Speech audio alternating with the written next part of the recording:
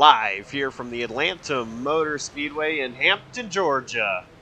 This is another race in the Slide Job Racing League where we are inching closer and closer to crowning a champion here for season 12, 11. I'm Josh Copperl. I'm joined in the booth by Adam Kuhn and Dawson Allen. Adam, Dawson, how you guys doing? Doing well in the season 11 of the Slide Job Racing League, Josh. This is exciting to be here at Atlanta, the old Atlanta, this time around for Slide Job. I think it's going to be a way different race than what we saw last season, and it's going to be very interesting for these guys in the midst of the playoffs this time, Dawson. Yeah, it's going to be a lot different. Last few times we have ventured here to Atlanta Motor Speedway, it was on the Super Speedway style racetrack. We are going back to the style that we ran back in Season 8. So we're going back to that old school Atlanta, the regular mile-and-a-half track. So it should be a lot of fun to kind of watch out and hear how this race plays out. But the big thing, too, it's just going to be 2 races left until this championship round. We get 4 drivers that will battle for a championship, and the points battle is tight. Let's go ahead and quickly look at our schedule, and you'll see, just 3 races left. We are at Atlanta 2008 version. Talladega next week before an off week on Halloween, and November 7th we crown a champion at Homestead Miami Speedway.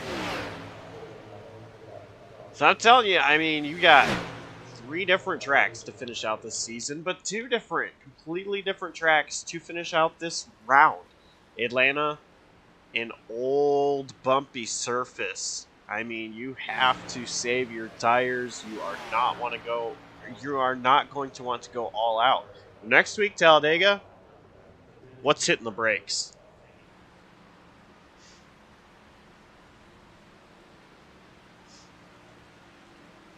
Yeah, a lot of guys are going to be wanting great results tonight because you can never rely on Talladega banking a good result with just, like you mentioned, just 2 races after tonight left. So it's going to be very important to score these points tonight with the top 5 separated just by 100 points entering this race tonight. Yeah, and we saw points become a factor last season. After Talladega, it was a really close, tight points battle. And we saw the guy who won the race come up just a couple points short of making it into the championship 4. I think even it was a 1-point difference that kept him out of the championship. So it's all going to come down to, how many points you can build up and how things are going to work out in your favor at the end of this one. But, everybody's still got a fair chance of making this championship 4 round. Everybody from Noah Mayeri, who's back in 10th, all the way up to, obviously Michael Kruger currently sitting 5th in the points, out by just 12 behind Ethan Fonseca Moreno. It's going to really be a tight battle here in these next 2 weeks. Yeah, and I think the creators of the schedule do this on purpose with putting Talladega or Atlanta, as we've seen in the past, super speedway races as that cut-off race before the Final 4. I think they do it on purpose. We have seen, since we've taken over, we have seen the round just absolutely chaotic. All kinds of different tracks. I think you've really got to give your best if you want to win a championship. And I think that's all that this is about in general, is going out there, performing at your best, and proving why you deserve to be the champion. So, you've got to have a good race tonight. You want to try to have any comfortable gap going into Talladega. Absolutely, and we saw it. You talk about the hectic schedule that we've had. Looking back throughout the season, Season 8 they went to Bristol, Las Vegas, Watkins Glen, and then Talladega. So 2 wildcard races to close it out, on top of a short track and a mile-and-a-half. Back in Season 9, the first season that really the JCTV had picked up and started broadcasting for, we saw that same thing. It was Kansas, then Talladega, Sonoma, and then they went back to another super speedway in Atlanta, doubling up on the super speedways in this round of 10. really hectic and chaotic to see. We saw it in Season 10. They started in Nashville, then Watkins Glen, Darlington, and Talladega. Two really tricky tracks to manage in Nashville and Darlington. Then your wild card races, your Watkins Glen race, and then Talladega. They really love closing out these regular season, these championship battles pretty much coming to Talladega, as we've seen. And we're going to see it again this year as they go to Talladega next week to set the round of 4.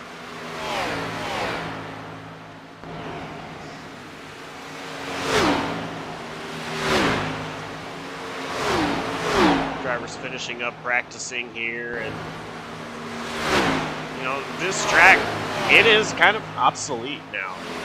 They don't run this in real life. This doesn't even exist because Atlanta Motor Speedway, they completely repaved it, changed the design of it, and so I'm sure a lot of these guys haven't even ran this track in a long time. I know, and I can speak for a couple of drivers like Michael Kruger, Dane Kruse. Those guys, they run in a league on Monday nights called Court, who's just at Old Atlanta. That's in the Truck Series.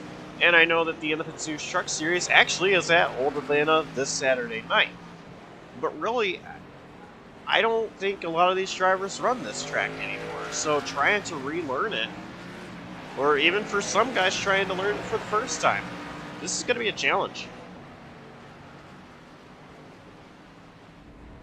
Yeah, but a lot of guys taking big sighs of relief when they noticed on that schedule it was Old Atlanta. Just to add on to the fact of what Dawson was talking about a few minutes ago, it's not double plate races, double speedway events in this last round in the playoffs before the championship 4. It gives you a little bit more of a factor in your own hands. That being said, we have seen some big accidents on the mile and a half early in this season in this league, but it has calmed down a lot the last couple of races. So I think the intensity is going to be here in this race tonight, but hopefully it's a little bit cleaner than what we have seen in the past at the New Atlanta Speedway. Yeah, the only person I think that was not happy that it was the Old Atlanta, I would say maybe is your current third place runner, Dane Kruse. He was a winner back in Season 9 at the New Atlanta configuration, the Super Speedway style race. He was the winner there, and he also went and won Talladega in that same round. So, he was kind of, probably making more on a Super Speedway race, but hey, he's also 4th fastest for a reason. He has got speed on these mile and a halves. He has the ability to go out and win them. It's just a matter of putting the race together and doing it. And I think that one machine is going to be one to watch out for tonight. Participant in the Dash for Cash program, but still, with that speed right now, 4th fastest, keep your eyes on the one car. All right, well, guys, it's that time. I'm going to ask, who are your picks to win? Starting with Adam. Well, leave the camera right there. Dawson mentioned how good he has been on the plate tracks, but 4th fastest in this practice. Right here at Atlanta, the Old Atlanta, I think he's going to be in the mix tonight, even though he's not a playoff contender. Watch out for Dane Kruse tonight, guys. You can steal my pick all you want. I was going to pick Dane Kruse until you said it. Man, if we didn't have an unspoken rule that said we would not pick the same drivers, that would be my pick as well. Dane Kruse, I think, is one to watch out for. But I'm going to go with somebody else. Somebody that's currently 2nd fastest in practice. I think that we're going to see Michael Thorpe Jr. taking the checkered flag here tonight. He is due for one. It's been a long time coming. I think tonight he finally breaks that drought and finds it in victory lane. I'm going to go with a guy that is always racing. Pretty much every night. Ethan Fonseca Moreno, he loves racing. I swear he is turning into Kyle Larson with as much as you hear about him racing and him having success. And he at least has won 2 in a row on the truck side of things on leagues that are broadcasted on JCTV. I know he's strong contender here in the Slide Job Racing League. I think he's going to get it done tonight here in Atlanta. And I don't know if you guys heard it, but I heard a big sigh of relief from Luke Nubb that we did not pick him to win tonight's race. He has been on an absolute tear, of course, here throughout this entire season. As of late, of course, our most recent winner, and then I think he's going to be one to watch as well, just to see if he can keep up this trend of running so well. Yeah, the current point leader right now in Slide Job Racing League, trying to keep a little bit of advantage going into Talladega next week. Leading that practice session here, Dawson.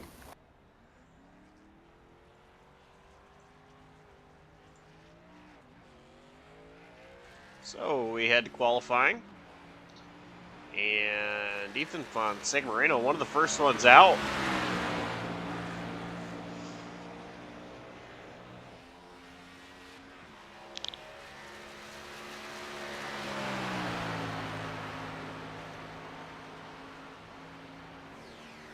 He's running the high line here.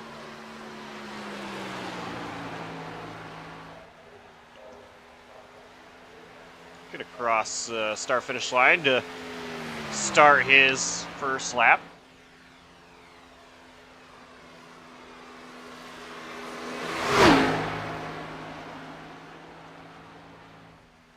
Running all the way against the wall. I think he's confused on which Atlanta we're at. That's something you would see at plate tracks, is opening lap being at the wall, but he does go down to the bottom in 3 and 4. A little slide there off of 4, but he keeps it straight. Lap 1 going to be a 31.522.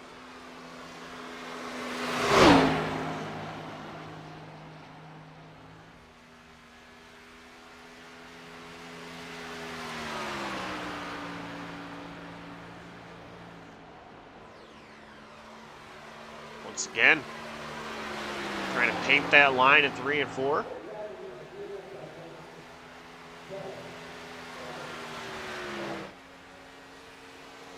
And lap 2, not an improvement.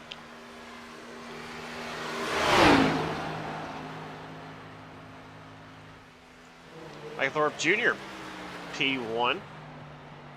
31.382, just crossed the line, complete lap number 2.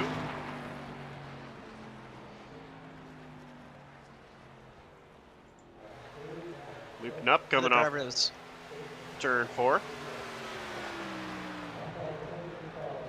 Luke goes P2 on the board, 31.420. Go ahead, Dawson. I was going to say another driver that we saw that did not improve on his time. Cameron Caldwell making a rare start here tonight in the slide job racing. Number 82 machine, currently the slowest car that has set a lap time.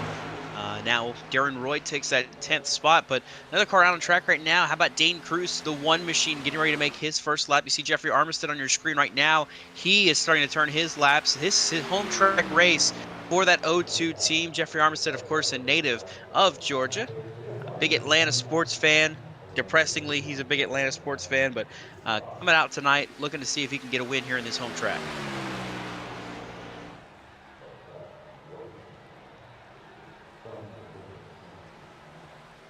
Jeffrey Armistead, of course, opened up the season with a big victory, the iRacing.Funny 250 at Daytona. Jeffrey at 31.510, 6th quick.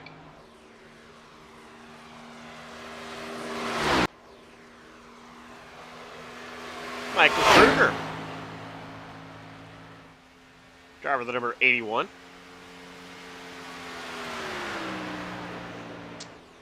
He is all the way up at the wall.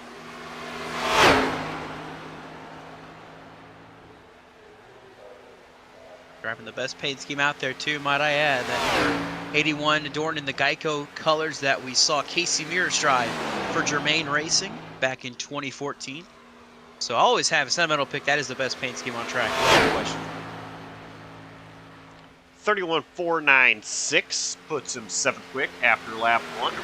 Running the high line through 1 and 2. He's going to the bottom now through 3 and 4. It's Michael Kruse off turn 4. Coming across the line. 31.452, 5th quick.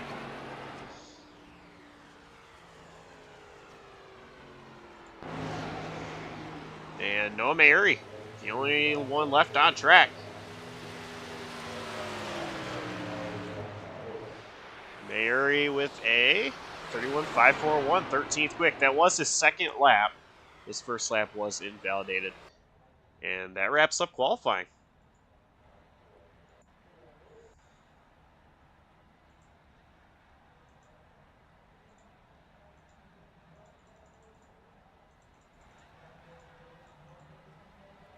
So, let's take a look at the starting grid. And starting on the pole is Michael Thorpe Jr., Dawson's pick to win. Luke Nupp will start P2. Row 2, Parkers, Jonathan and Dylan Parker. Row 3 consists of Michael Kruger and Jake Scarborough. Row 4, Brett Bennett, Austin J. McGill, Jeffrey Armistead will start P9. Christian Pacheco, 10th.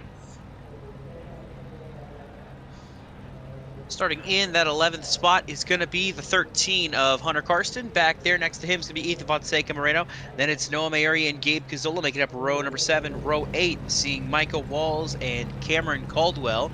And there you see Darren Roy, Dane Kruse, Blaine Sparling, and Jared Wilson wrapping up the top 20. Starting 21st is Doug Denise. JT Large starts alongside him on row 11, and Matthew Stotts makes up the 12th row tonight. It's a big mouthful there for Adam. Those 3 drivers.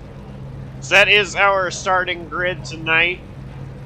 And we are getting ready for 133 laps here around Atlanta Motor Speedway. The Kruse Missile 200. Dane Kruse of the Kruse Missile. Well, he's starting 18th. We're going to have to see if he can pull a Luke Nupp and name a race after himself and go out and win it. We saw Luke Nupp do that earlier this year. Finally, after so many races he sponsored that he named it after himself, he was finally able to win it. I believe that one would have been the Luke Nupp Racing 200 all the way back in Vegas. That would have been his first win of the season. Then after that, I think he's been the only driver so far to win a race named after him.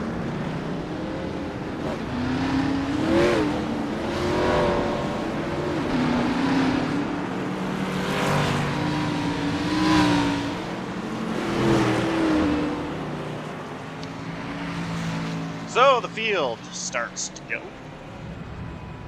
And we are getting ready to go racing. You know, I'll tell you what, guys. While these guys are pacing around, I noticed immediately a couple of different pace boosts in here. And I almost thought it was college night. See Matthew Stotts with WVU colors. Now, he did run that scheme already. But blue and gold there. And then Cameron Caldwell, not an Oregon Beavers scheme, but the Oregon colors. Oregon Beavers. It's Oregon State. Yeah, it's Oregon State. Hey, Oh, God. I did man. not. I just said Oregon Beavers. Yeah, that's going to get you a lot of flack is what that's going to get you No, from Cameron. I didn't say Ducks. I did not say Ducks. Those are not the Ducks colors. Those are the Beavers. Pace car is in. And green flag is waving. And tire spin on the 34 of Michael Thorpe Jr. That's going to give the lead immediately to Luke Nupp, who now has pressure from Dylan Parker.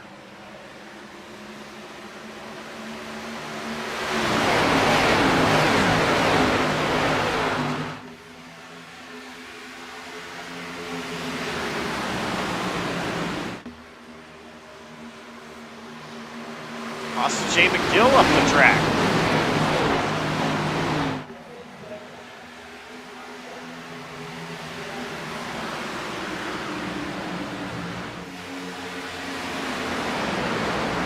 And you see Michael Thorpe Jr.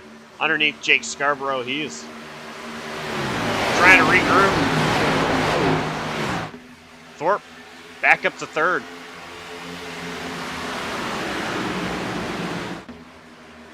Good recovery for him after that opening lap, trying to now pressure Dylan Parker for that second position here. So you see Scarborough slipping up the track again in 3 and 4. Here comes Jonathan Parker to challenge that 4th position down the front straightaway.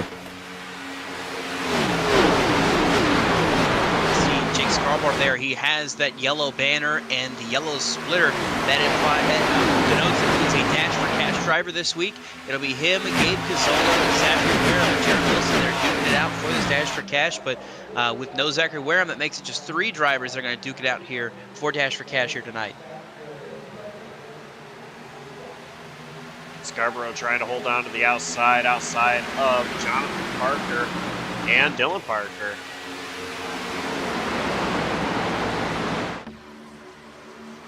Saw Michael Thorpe Jr. up to second now, so move the 3 car back to third, as you mentioned, Josh.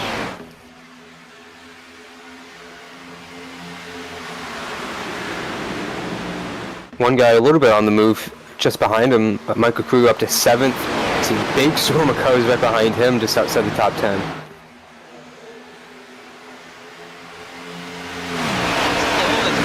Cameron Caldwell right there in the 82 as well, up 7 spots already from the drop of the green flag. The 82 machine is starting to roll in those Oregon State Beavers colors there. Of course, Cameron Caldwell did not went out to the game Saturday night. So coming out and racing this 82 machine tonight. We'll see how he can do. Maybe getting some extra practice in here for Saturday night too. Yeah, that's the whole mentality of him racing here tonight in Slide Job. We mentioned rare appearance for him in that 82 car. See him alongside the 81 teammate Michael Kruger here with the Circumference Motorsports group, and it's going to be very intriguing to see how many laps he's going to be able to put up tonight. Obviously not running for anything, see if he's going to try and run this whole race and eke out a victory, as you see up another spot there, gets by Kruger and going to try and challenge Scarborough and Austin J. McGill here into 3 and 4. I hate to interrupt here, but we just had an incident with a playoff driver. Brett Bennett just got in the wall. Christian Pacheco was blinking on the inside, then all of a sudden Bennett gets shot into the outside wall.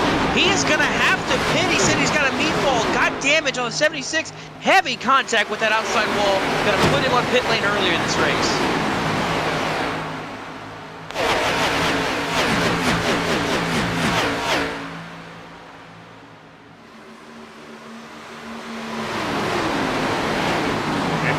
Meanwhile, Michael Thorpe Jr. actually took the lead away from moving up.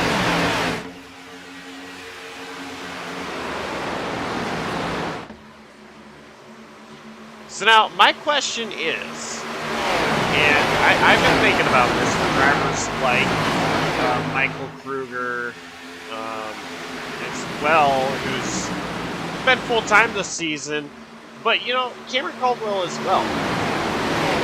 We keep talking about how the Innovative Super Truck Series visits this style of Atlanta this Saturday night. That's in the trucks. These are in the B-Class cars or Xfinity cars. What are these guys going to learn? How different are these cars compared to trucks? And maybe when we get a moment, we can dial one of them up and ask what they are learning from this to use into the trucks this Saturday night. I mean, I would imagine it's the same thing that we see in real life drivers when they're down to lower series, just extra track time. It's not a matter of learning how the car runs it, it's a matter of just learning the track with, you know, any kind of vehicle to kind of get a hold of the track to kind of figure out who you're on the track. We just had a pass for second happen. Christian Pacheco! Pacheco's around! We stay green, but he is going to hit the inside wall. He is off the track. And now Christian Pacheco gasses it back up. He's going to roll. Yeah, he's going to assume the 21st position now, guys. While this is happening, we saw that Brett Bennett had that pit stop that Dawson was talking about. So a lot of mistakes early on in this race, guys. It looks like what happened, Cameron Caldwell got a little loose up top, comes down and ends up getting in to the right rear of the 88 car and sends him in. You see the JCTV replay right there, just clips him and then around he goes.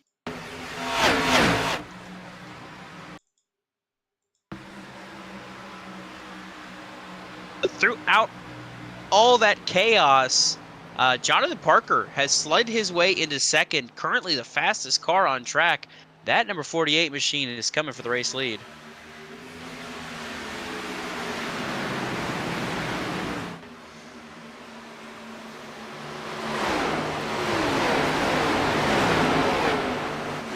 Kruse looking to the outside of Michael Kruger. Kruse going to take the position. Let's put Kruse in P7. And Kruse is working his way up to the front.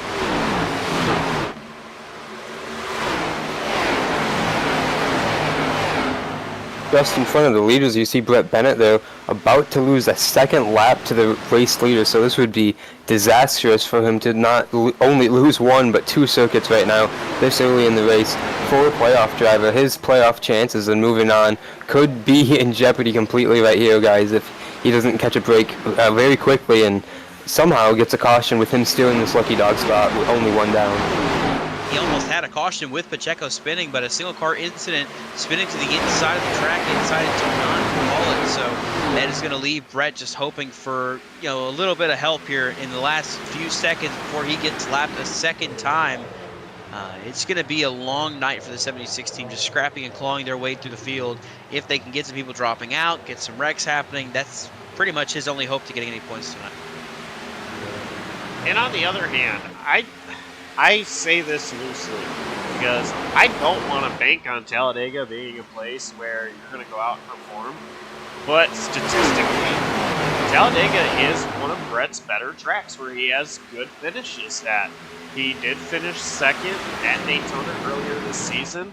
I know Brett can perform at Talladega if things go his way, but I still don't want to rely on it. So Brett, I mean, he's not out of it by any means. And as you mentioned, I mean, if some drivers start dropping out and he keeps running and gains those positions, then, you know, that's still more points he can gain. So if I'm Brett, I'm not going to give up this race despite being 2 laps down and almost in a 3-wide situation there as Luke Nupp goes to the bottom of Jonathan Parker.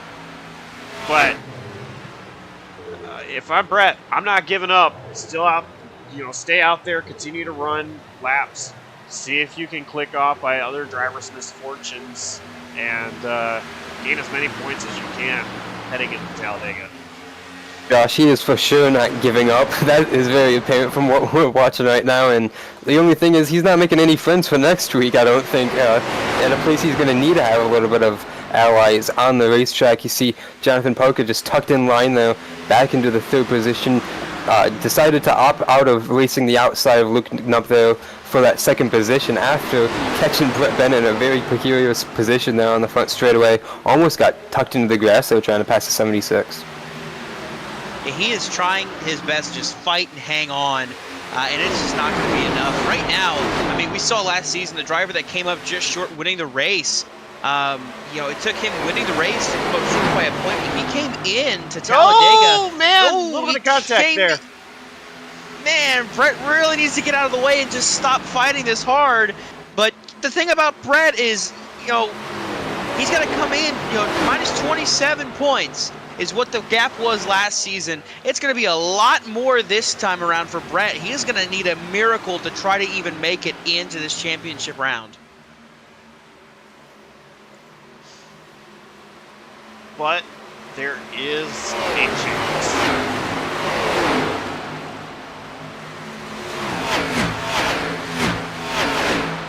Yeah, I mean, Brett's biggest benefit is going to be the fact that now this season, the point system changed. Last season, it was the straightforward, you know, 43 down points format. This season, it's the Latford style, where the winner gets 180, and it goes down to 170, and it just keeps going down. So there's big point swings that we can have happen, but it's going to take a lot for Brett to be able to even come close to benefiting.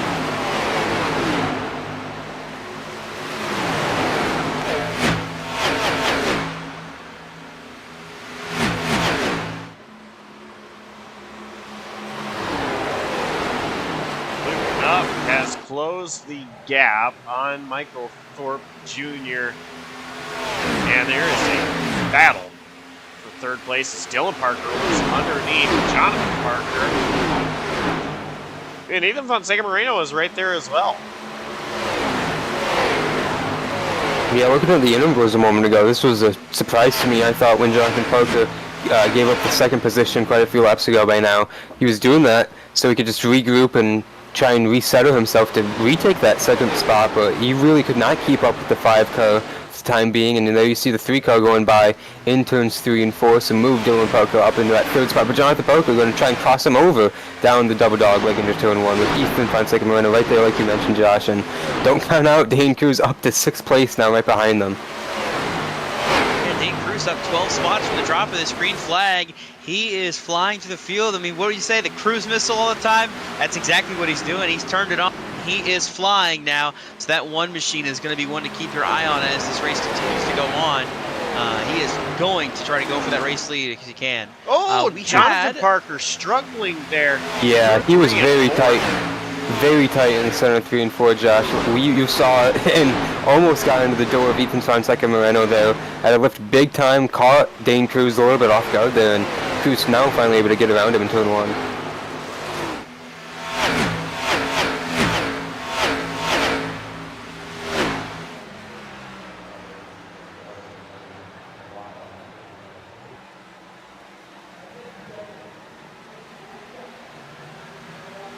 Zola trying to play offense on Jared Wilson, playing defense with Jeffrey Armistead.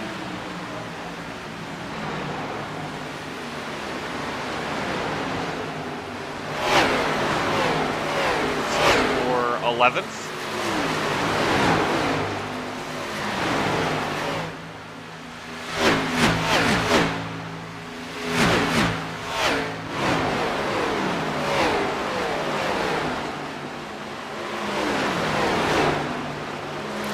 They're about to catch Hunter Kirsten here, right behind Brett Bennett, and Armistead using that high line right now through 3 and 4, gets a good run on Gazzola down this front straightaway. Not going to be close enough to do anything with it, but Kirsten right on the back bumper of Brett Bennett now going to turn 1. In battle for the race, lead looping up underneath Michael Thorpe Jr. And if these guys stay side by side much longer, Dylan Parker's going to be saying, well, hello there. I'm here too.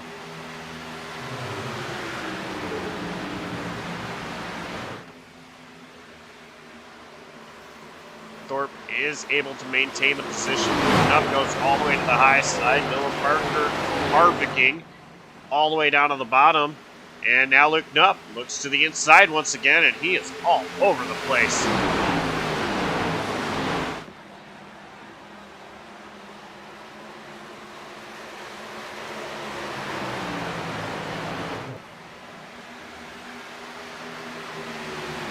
Advantage Thorpe.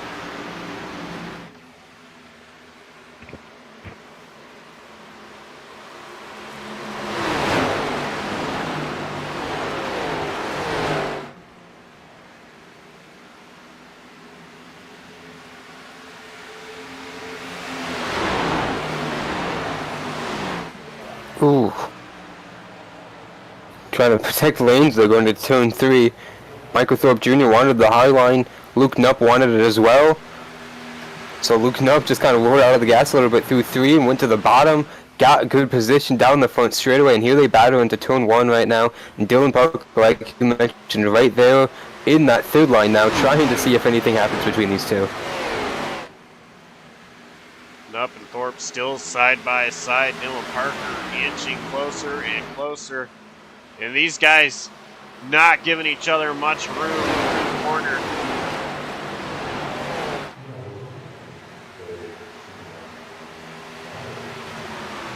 Dylan Parker peeking outside, now tucking in a line. He's going to roll all the way down on the bottom.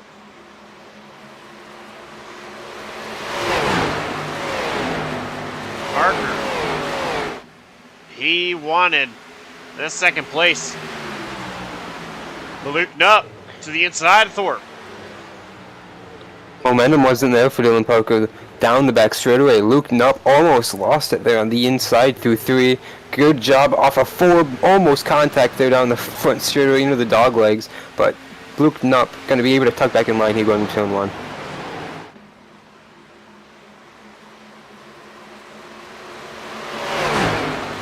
Guys continue to battle much longer. This might just bring Moreno and Kruse into the picture.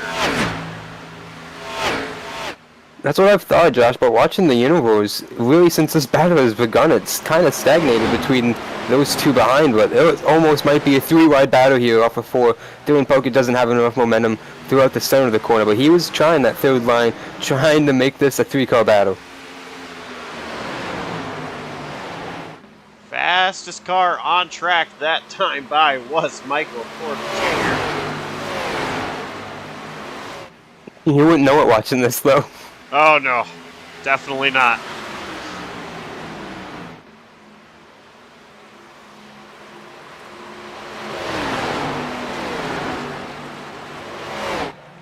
They're all single file right now. Looping up, looking to the bottom. Not close enough to make a move. He's going to roll to the top. Thorpe now in a position where he's going to slide up the track. Looping up, cuts down low. Side by side down the backstretch once again.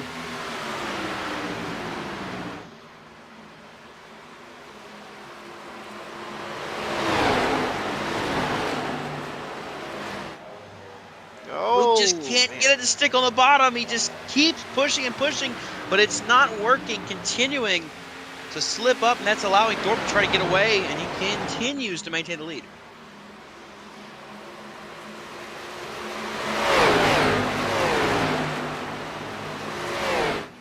Thorpe's doing a great job pinching Nup down to really not be able to get the throttle on exit of the corner.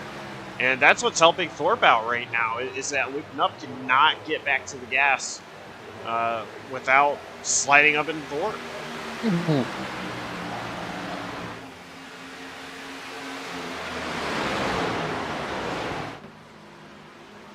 Now all three of these guys don't even think about the bottom. Thorpe was the lowest one. Luke Nup trying to look low. Oh, a little bit of contact. Here comes Dylan Parker.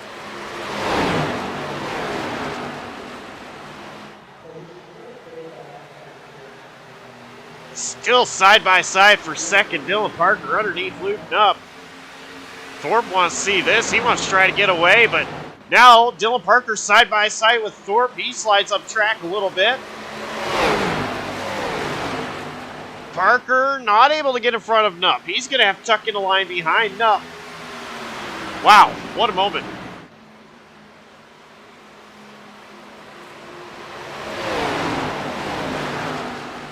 Yeah, Dylan Parker had such a great run through 3 and 4 though. He just had to take it. He was a little bit over ambitious going to turn 1. Did a good job of keeping the car underneath him there and not sliding into Thorpe and making it a bigger deal there, but it was almost a big mistake there for 3 Dylan Parker, but just has to regroup and rethink about it, and he's already back to the top side trying to track these guys back down. By the way, while Go we ahead. are watching this, Cameron Caldwell came down pit road last time. Michael Walls just entered pit road. He's now exiting his stall. Aaron Roy just getting to his stall, so we do have pit stops looming so far. This guys have been running mid-pack come in so far, trying to get a jump on these guys up towards the lead. This track will eat your tires quick, so honestly, if you're not running inside the top 10, go ahead, try this.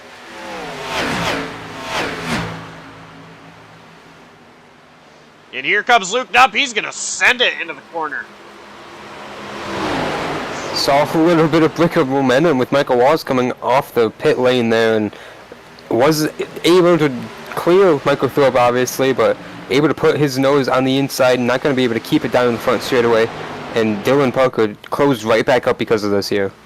And now Michael Walls is going to feel like Superman with his fresh tires going around these guys. He makes it look easy. Luke Nup going to try to get the draft down the backstretch from Walls. Pulls down underneath Michael Thorpe Jr.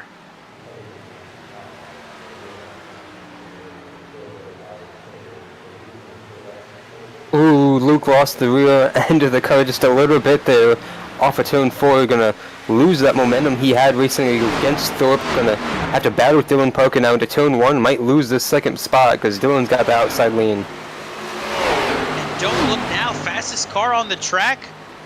4th place, Ethan Fonseca Moreno, slowly trying to chip in and get his nose in this battle if he can catch up. But the battle for the lead still raging on. Dylan Parker slides up in front of Thorpe. Oh, Thorpe will cross him over. Parker couldn't make it stick. Thorpe keeps the lead. What a battle. That was a good. I was going to say, that was textbook. That was a really great slide job attempt from Dylan Parker. Obviously couldn't get it done, but he made it clean and he made the pass work, just didn't able to keep the momentum there, obviously. And Luke Knupp gets a good run off of turn 2 here, going to try and retake that second spot. Don't think he's going to have enough power right now, guys. 34-5 are pitting here. They're going to pull down pit road from the lead. That gives Dylan Parker, the Racing Team Luke Knupp, aggressive as always, on to pit lane. Going to draw just about even with the 34. And a lot of drivers coming in now.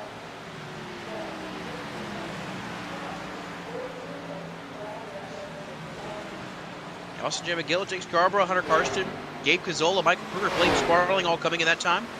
And I believe Dylan Parker should be coming in this time, as well as Ethan Fonseca Moreno. No! Oh, Dylan Parker! Oh, Into man. the wall! He's going to reverse it down. Pit lane. Well, the Kyle Busch you. With the style, I mean, you know, hey, make it the best out of nothing. Is he going to slide? What a transition to get it back straight. Are you kidding me? He'll get to his pit box. Obviously, he's going to lose time on pit row without a doubt, but He only put in right behind Jonathan Parker. He's not going to lose that much time, in all honesty. Hey, Adam, get out of context, JCTV ready.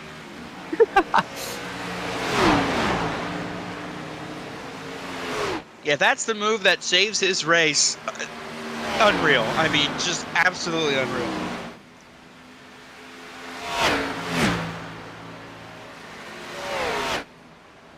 So, Thorpe is P2 right now. Pacheco is entering pit road. So Thorpe's going to retain the race lead. And he's got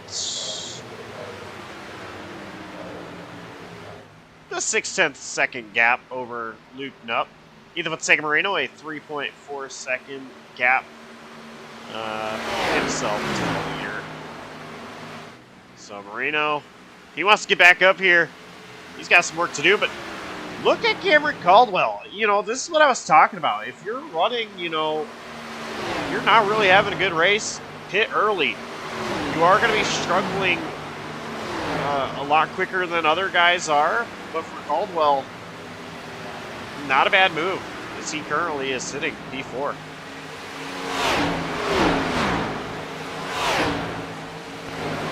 Yeah, the 96 car also a big winner in this. I think Hunter Karsten leaped a couple spots as well.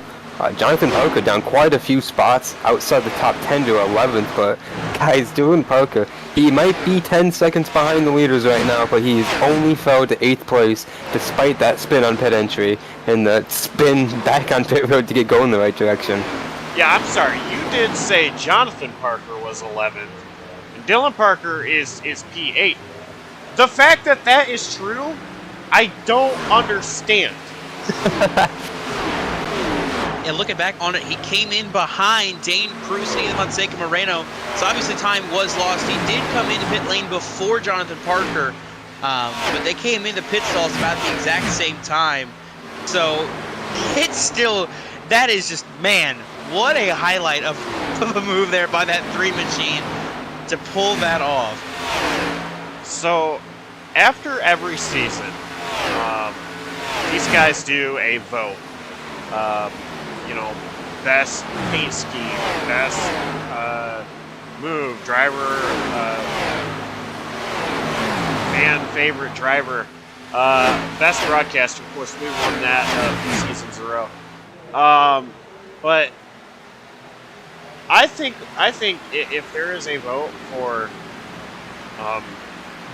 best move or interesting move of the year, it's got a pinpoint here, Atlanta, Dylan Parker.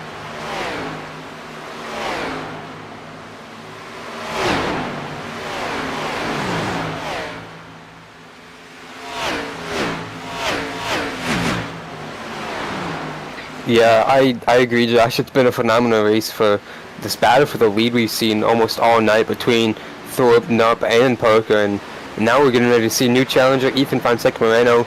up to third place, obviously, and Dawson mentioned before those pit stops, he was closing in on these guys, but he just came off the pit road 4 seconds behind them, and now here he is, right on the back bumper of looking up for the second position, and only just over a second behind, Michael Thorpe Jr. for the lead, and there he goes, in for second is going to be ETB.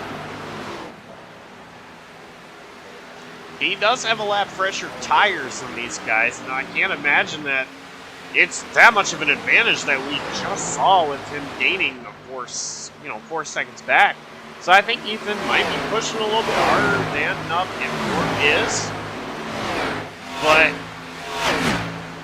anything can happen. We could have a yellow at any point in this race. By the way, guys, I mean, we're coming up to lap 50. And that caution number, still a goose egg with 0. Now that you said it, we're going to have a string of caution that's going to take us forever to get through, is what you're saying. So Brett Bennett, of course, is praying we get some. He's down 3 laps in 21st now because Matthew Stott's still on pit road, has yet to come back out. I believe actually left the session entirely. So Brett's at least got 1 spot out of tonight. It's just a matter of how many more can he up. So the Battle of Oregon State. And WVU was won by Oregon State. Beavers. This will probably be the only time I ever say this over WVU, as I used to be a West Virginia resident myself, but go Beavs. Cameron Caldwell dropping a couple of positions. Now this is where the tires are not going to be in Cameron Caldwell's favor.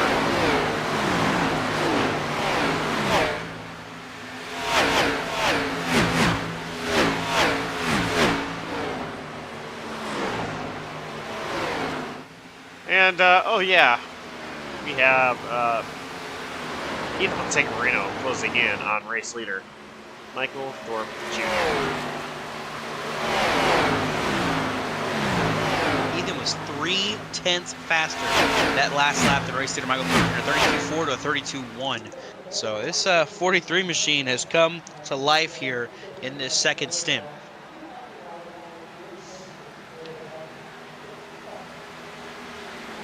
Now, I don't know how he's doing it. I don't know how this man was able to save so much tire at Dover on Saturday night in the Impets News Truck Series either. Ethan Fonseca dominated that race and won in another track that will just tune your tires up. This track, half a mile bigger than Dover, and, well, asphalt instead of concrete, but still, it will chew your tires up. And Ethan Fonseca Reno, I don't know how he's doing it, but here he comes. I mean, he was looking low there, not close enough to try to make it.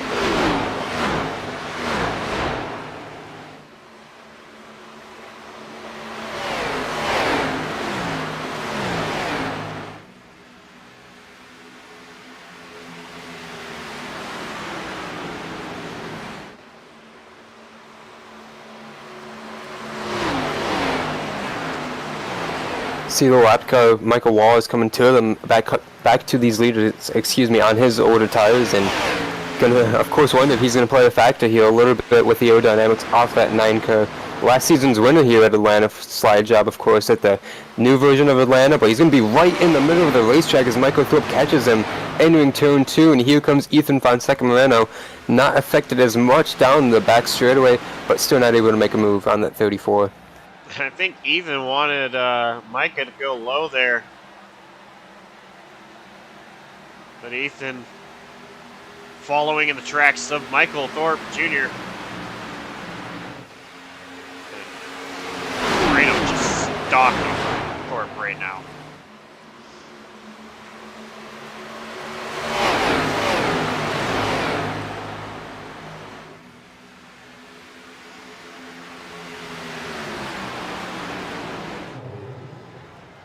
Moreno gonna look low. Go ahead, Adam. Yeah, Thorpe pushed a little bit wide there through the center of 2, down the back straightaway. Moreno, of course, peeked to the inside like you mentioned, Josh, entering 3. Thought that was going to be a good move off of turn 4, but not able to keep the power down, keep that momentum going down the front straightaway, and Thorpe able to keep that lead by now 2 car lengths into turn 1 here.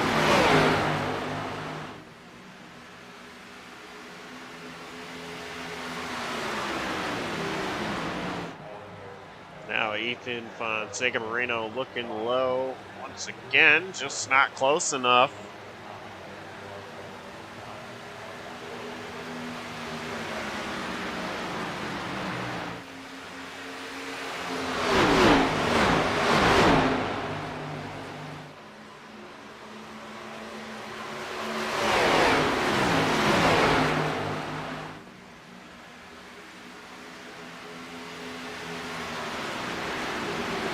Here's a battle for 19th, just behind 4th place.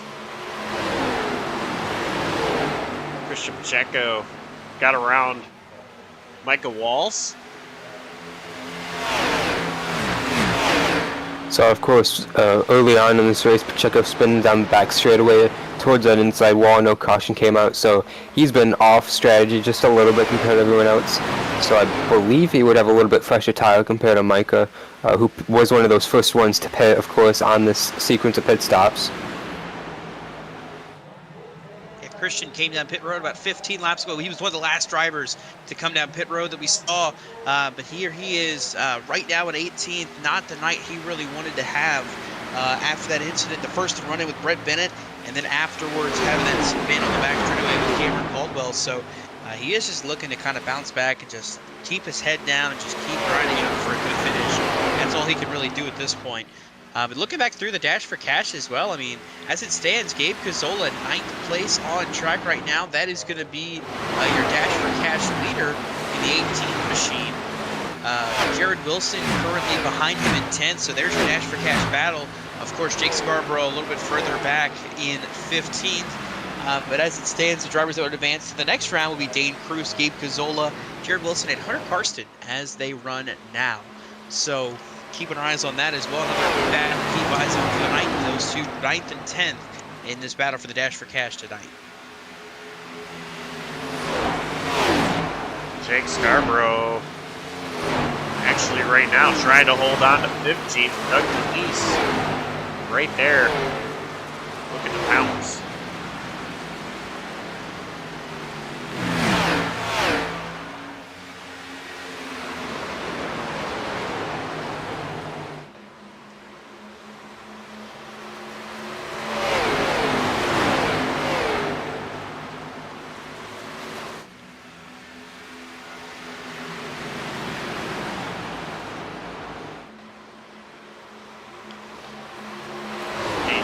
Currently running P4. Cruise Missile 200. And I'm thinking Christian Pacheco might be a little bit quicker than Dane Kruse. Pacheco actually might be a little bit quicker than all 4 of these guys. And if Pacheco can get around them, be patient about it, be smart about it, Pacheco could potentially get his lap back instead of relying on a lucky dog in case we see a yellow. Another trend that's looking up and up right now is for Luke Knupp. It is his constant trend of winning a race and then surrounding that race win by some podium finishes. Battling now for second. Ethan Fonseca Moreno, of course, the win at Watkins Glen. Finished 3rd in Michigan, 2nd in Chicago, win at Wilkesboro, 3rd at Daytona Road. So the past 5 results so far have all been top 3s. And he is looking for his 6th in a row if he can get it done tonight. Right now in 2nd and possibly even trying to hunt down the race leader.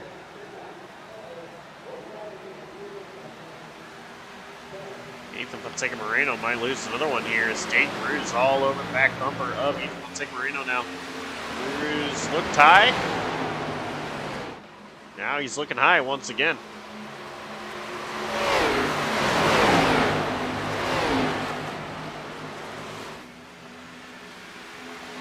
Swings to the inside now down the back straightaway. Kruse looked either at pace or a little bit faster than looking up the last couple of laps. So losing this track position to that 5 car is going to be very costly to him. I would imagine here before this next pit cycle begins, because Ethan Fonseca Moreno is holding his ground right here, and little by little that 5 car and the 34 starting to drive away from these two. And you mentioned Josh, Christian Pacheco now right on these guys, trying to put a little bit of pressure on them to get going. You guys are the leaders. Just to point out as well, Dylan Parker is up to 5th, he is still 5 seconds back of what is the battle for third between Dane Kruse and either Fonseca Moreno, but he's made ground at least. He's back about up there. If we get a late race yellow or anything, or just any kind of situation where he can put himself back in contention, I mean, he has got plenty of time to recover. So that 3 machine has got a chance.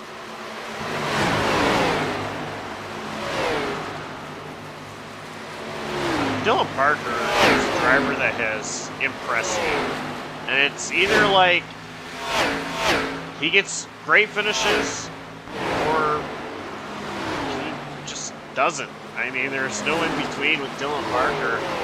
And he strives to make those great finishes up to wins. Dylan Parker, is the most incredible drivers I've seen in the Slide Job Racing League. And I'm telling you, that move, I'm sure all 3 of us can say we've seen a lot of crazy things in real life where we've been surprised drivers have been able to come back and win races.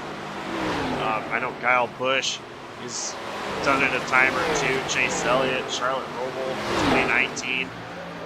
I mean, if Dylan Parker wins this race, he's going to look back at that pit stop. And I think that's the way he performed that will be exactly what he needed to do to try to win this race. We do have pit stops happening once again already. Michael Walls, Cameron Caldwell, 2 drivers that started pit cycle last time down pit road. Yeah, Josh, I wanted to cycle back to a comment you said about Dylan Parker. We talk all season long about Luke Knupp's unreal season, his worst finish being 11th at Daytona to open the season. But Dylan Parker just had a bit more bad luck compared to Luke Knupp, a 37th at Daytona to open the season. He finished 25th in the 3rd race of the season, but outside of that, he's only had 1 other finish outside of the top 10. A ton of top 5s as well. Very consistent season, barring those few misfortunes he's had. And he's also done a lot of those races, coming from the back of the field to the front, starting 19th back at North Wilkesboro to finish 3rd, 26th at Nashville to finish 5th. I mean, this 3 machine has been incredible this season. It's just been a case of he's had a few less lucky breaks than we've seen Luke Knupp have.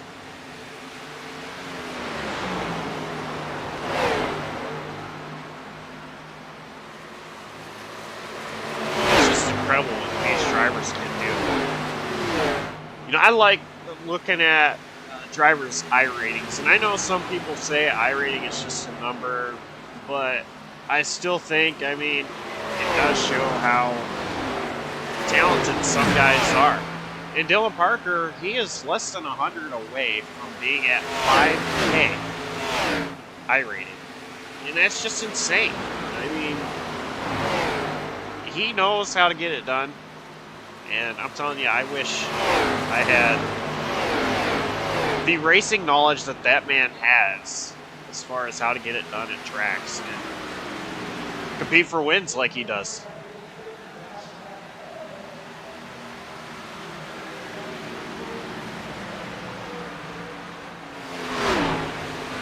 Meanwhile, Dane Kruse still trying to battle with Ethan Fonseca Moreno in third place. Moreno has been able to hold off so far. And Moreno a little bit of a bobble there. Kruse not going to take a peek.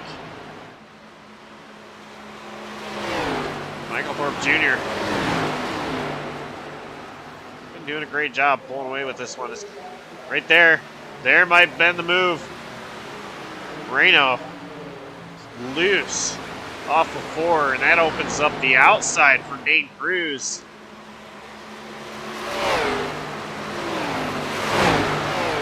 Yeah, the back end was really sideways there off of turn 4 for that 43 car. Did a good job not making that a tough situation with Kruse to right on his door pretty much through 3 and 4. And like you mentioned, Josh Kruse able to get that position finally for that 3rd place down the front straightaway. As Luke Parker, not Luke Knupp. Out of context, there we go. Luke Knupp swings down pit road. I was getting ready to say, we're getting close to the time where we're going to have our pit stops happening again. Luke Knupp going to be the first driver to lead the charge And I think we're going to start seeing some more coming here in the next lap or two. But Luke Nupp, first one onto pit lane to get service. Will this be the move? Because as we saw under that last set of green flag stops, the drivers that pit the earliest were able to cycle out as the race leaders, that being Thorpe and Nupp. Top 3 staying out. Dylan Parker's not ready to back up what he did earlier, pun intended. And first one, Jared Wilson, 10th. Darren Roy also on pit road. He came down pit road last time by. So the drivers elected to come down. So they're cycled now. We'll see if and when some of these others follow. Looks like Gabe Gazzola should be pitting this next time by.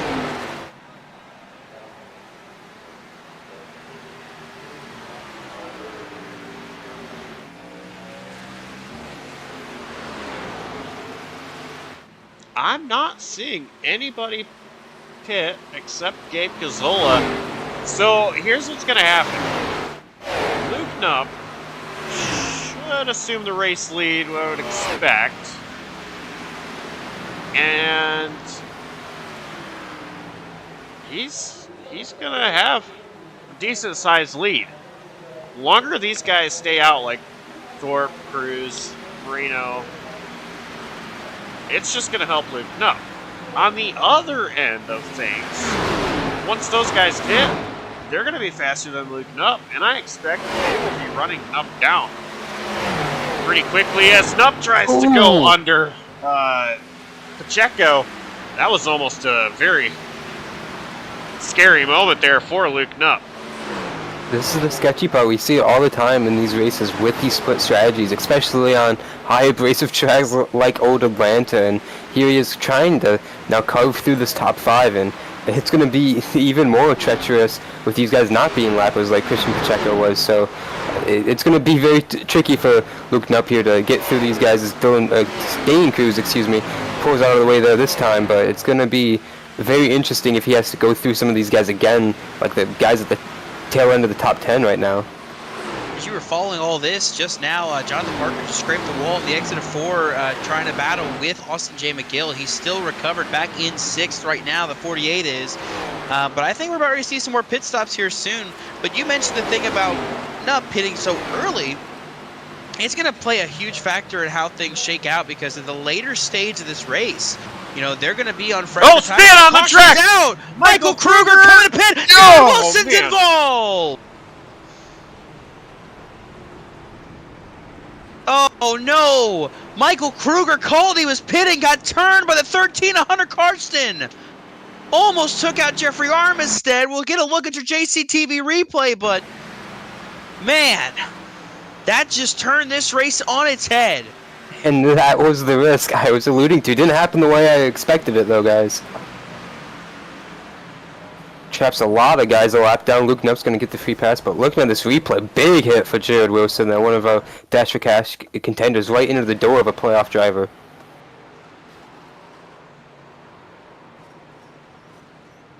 Jeffrey Armistead just squeaking by. I think he popped the wall just a little bit, but that could have been much, much worse for the O2 car.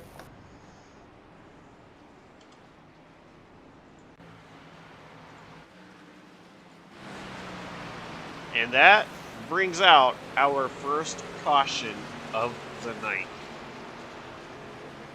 And your free pass will go to Luke Nupp. Here's the bad part for Nupp. He's going to be the free pass, yes. That means he's going to be back on the lead lap, so that's good news. The bad news is he's going to be at the tail end of the field. Now, Luke Nupp can pit, so he can get back on same lap tires as everybody else. Luke Nupp did pit 7 laps ago. We've been green most of this race. I'm sure he could take tires here and be fine. But this is part of the risk of pitting early. And here we go. Race off pit road is going to go to Ethan Fonseca Moreno. Barely over Nate Kruse. Maybe Kruse actually got it.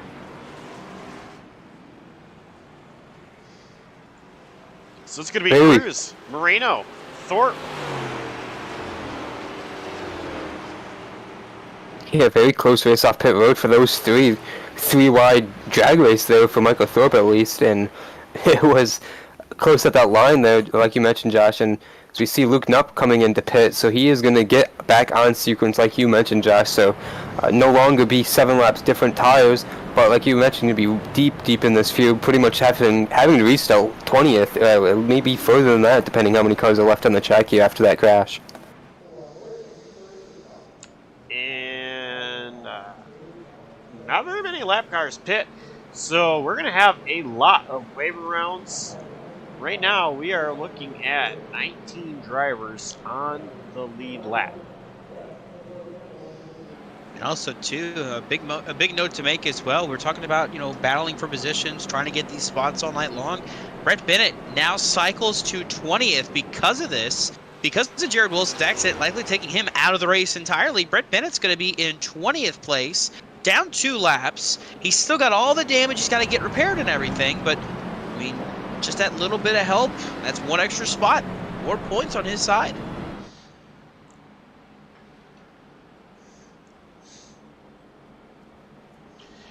And we've seen where every point matters, and I'm telling you, as a race car driver, it is frustrating being out there rolling around with damage, being laps down, thinking that you're out of it. But you got to look at big picture here. Every point matters. We've seen that real racing, iRacing. There is still a chance for Brett to make the Final Four. It's a long stretch, but there's still a chance. Look at it in different terms. Who had the Jets beating the Eagles? Who had the Browns beating the 49ers? Every team has a chance when they enter the football field on Sundays. I don't know if anybody who had Pitt beating Louisville, but that happened too, sadly. So we look at the field now as we're getting ready to cycle back around here. We're going to go back green here. Dane Kruse, your race leader in the Kruse Missile 200. It's perfect now. He's actually out front leading this race. Ethan Fonseca Moreno lines up just outside. There's Michael Thorpe Jr. Dylan Parker able now to get that caution, that break he needed to get back in this thing. So he's right there in 4th. And then it's Jonathan Parker and Austin J. McGill making up run number 3. McGill is 5th. Parker is 6th. So a lot of playoff guys up here in this front group. The rest of your playoff drivers that are in the field, Jeffrey Armistead is back at 11th. Luke Knupp is in 12th. And then you got to go all the way back. Michael Kruger is currently in 16th place. And then Brett Bennett way back in 20th. So playoff drivers, what they're having to fight through now, it's going to come down to it. But how about Noah Mayeri as well? He's been kind of out back a while this race, but that caution puts him up in the 8th position. So a top 10 run possible here for that 8 machine of Noah Mayeri. The pace car is going to pull to the safety of pit road, and for the first time, we restart. And Thorpe struggling to go, just like the start of the race. And now, this top 3 all checked out, with Thorpe having issues.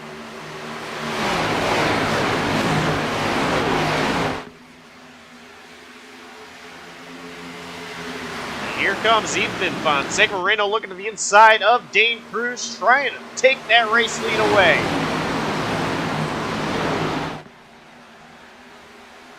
And Dylan Parker trying to hold on to the bottom from Michael Thorpe Jr.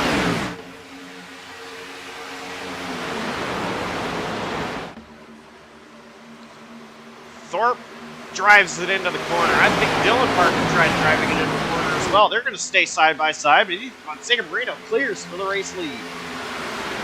Here comes Jonathan Parker and Austin J. McGill into this battle, 5th and 6th, right up on this battle inside, trying to get inside the top 5 is Austin J. McGill now.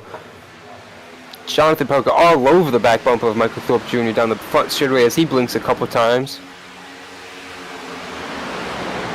Parker once again trying to look to the inside of Thorpe. Dylan Parker is going to slide just ever so slightly. That's enough to get Jonathan Parker clear of Dylan Parker, and Austin J. McGill wants a piece of this. He's going to look to the outside of Dylan Parker.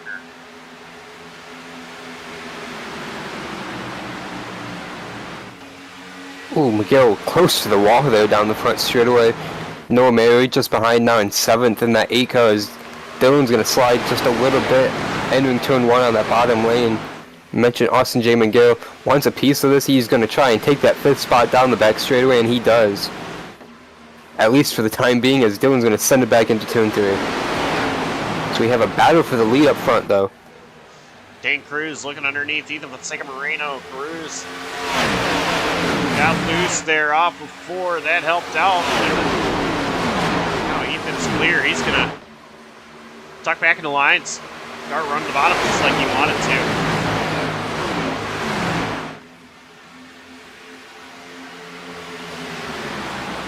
Well, Michael Thorpe Jr. underneath Dane Kruse.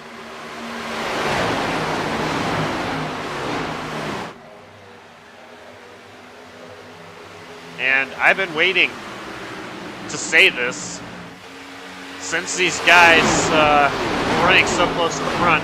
Our picks to win are now 1, 2, 3.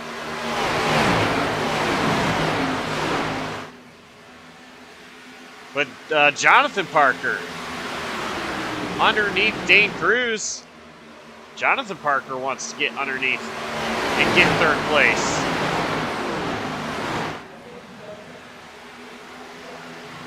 Yeah, Jonathan Parker not really having a super strong night tonight.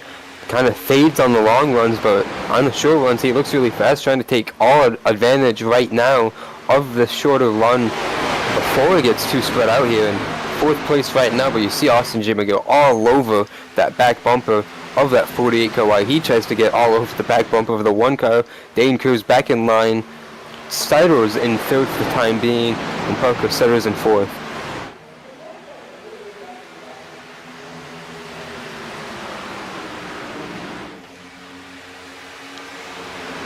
So it is just before 10 o'clock on the East Coast, and that means that Dawson got to get going, get ready for work. So once again, as always, I'd like to thank Dawson Allen for all he does and being here with us tonight for the majority of this race. I'm sure Dawson will still be checking in to see how his pick to win, Michael Thorpe Jr., does throughout the rest of this race. With just over 40 laps to go.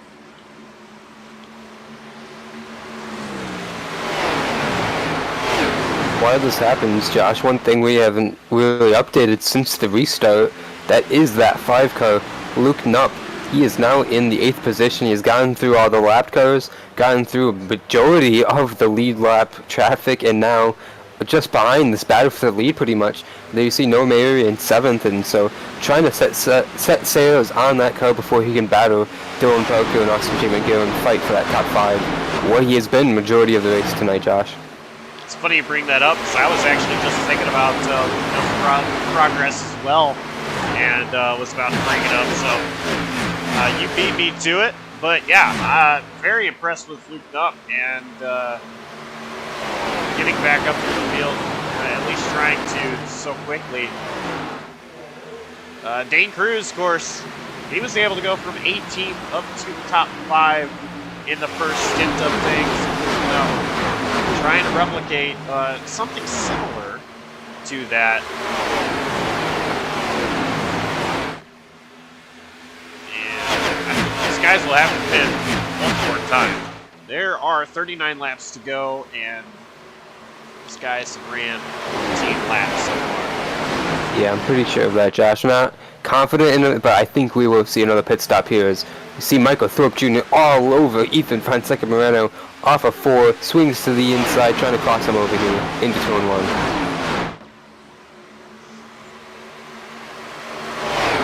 They're going to be side by side, leaning on each other. Still side by side entering 3.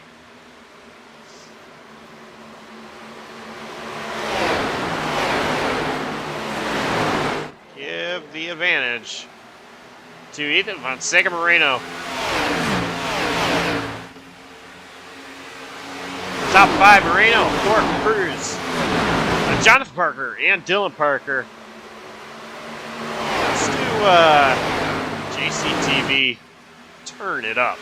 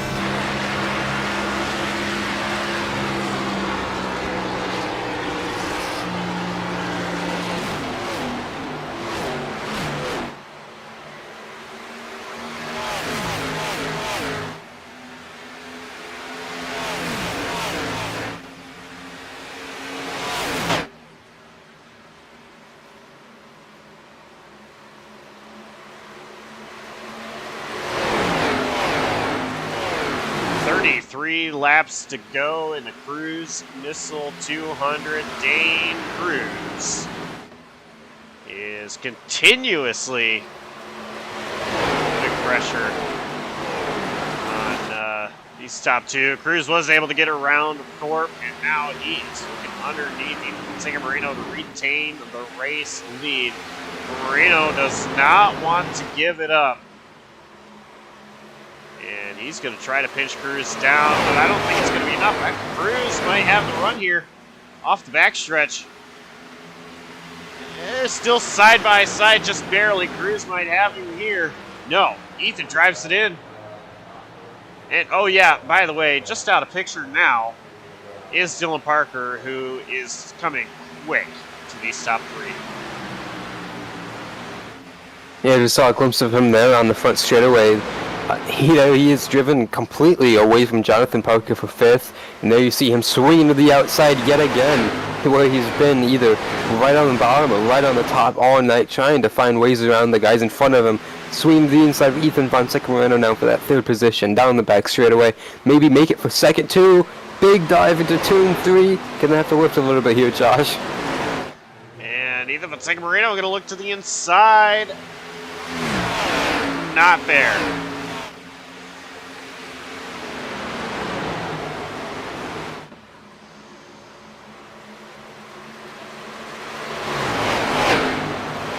Move the 3-car to third for the time being.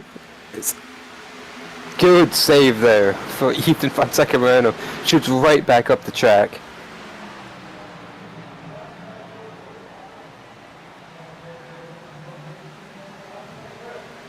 Only thing is for that 43 car is he lost half a second in that slide down the back straightaway. He has to hope the tires aren't too shot here and just has to keep his head down, because that was a big moment there off of turn two.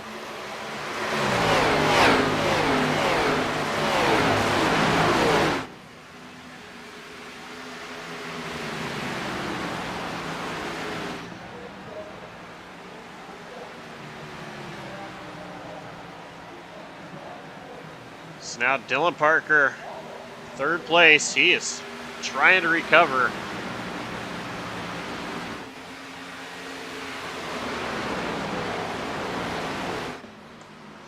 And, you know, I mentioned it. I'm pretty sure these guys have one more pit stop coming. It's been about 25 laps There's 28 to go. And Dylan Parker, you know, if this stays green to the end, it's going to be plenty stops. Dylan Parker, he got away with one earlier. He will have to be perfect this time around. Jeffrey Armistead bringing it down pit road. Splitting this one in half.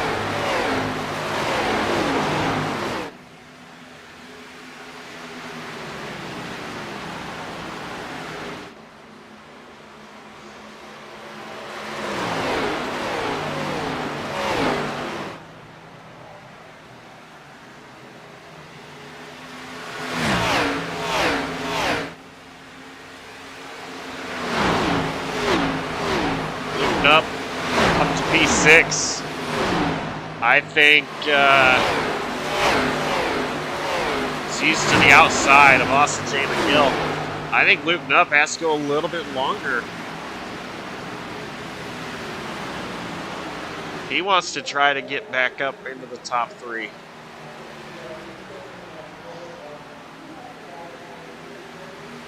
Yeah, I think he will have to do something being 3 seconds behind these guys and having 3 or 4 cars in between him from the leaders, so it's going to be a tall task for that 5. We saw him just, well, we didn't really see it happen, but we noticed him up a bunch of spots in a relatively short amount of time, so it's just so much more difficult to do it from 20th to 8th than it is from 7th to 1st, so it's going to be a long task for him here.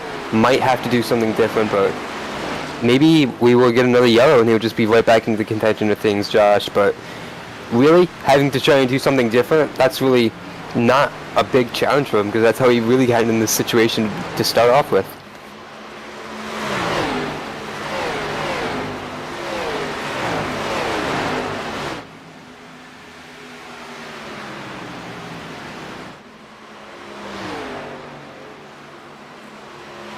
Kruse continuing to lead this race.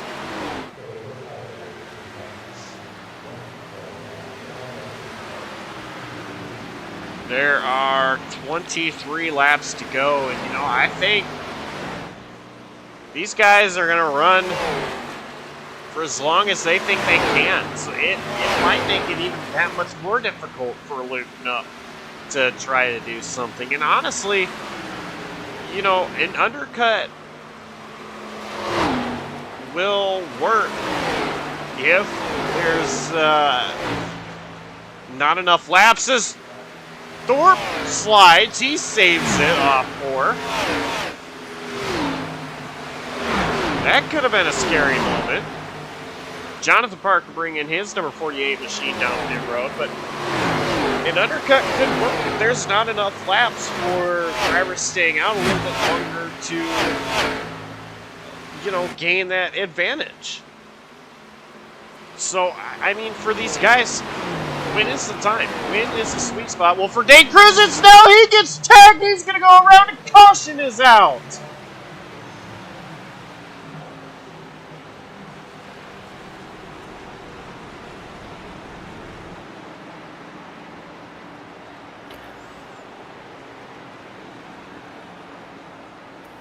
Another huge wrinkle into this race, Josh. And it's yet again entry to pit road, and we pull up the JCTV replay. Let's take a look what happened to who was our race leader when this all occurred.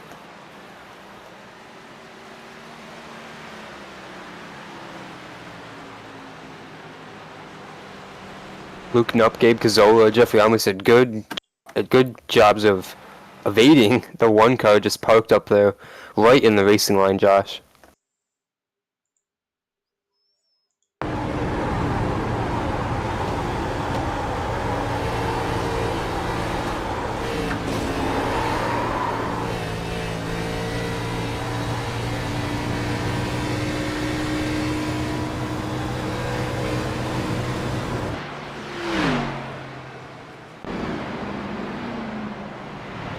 That was, of course, the onboard shot of what Michael Thorpe Jr. saw, and Josh here, the rest of the guys on pit road. There you see Dane Kruse in his pit stall way back, tail of pit road pretty much, but up front it's going to be Michael Thorpe Jr. winning the race off of pit road, I believe, over Dylan Parker, and a couple of guys got caught out by this caution, Josh. Jonathan Parker got caught a lap down. Believe he got the lucky dog, though, and quite a few others having to take the wave around this time by.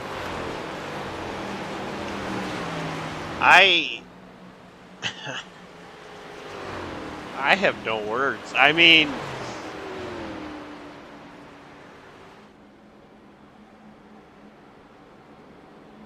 I don't know. I mean,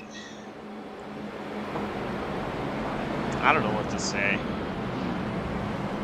If you're Dane Kruse, if you only pay attention to the Slide Job Racing League, you may not realize how many times Kruse has I mean, over the last couple weeks, Kruse probably could easily be undefeated the last couple weeks, and he's just has had awful luck. He actually, in a non-broadcasted league yesterday, last night, finished runner-up. Kruse has to think, what is it gonna take for me to win another race?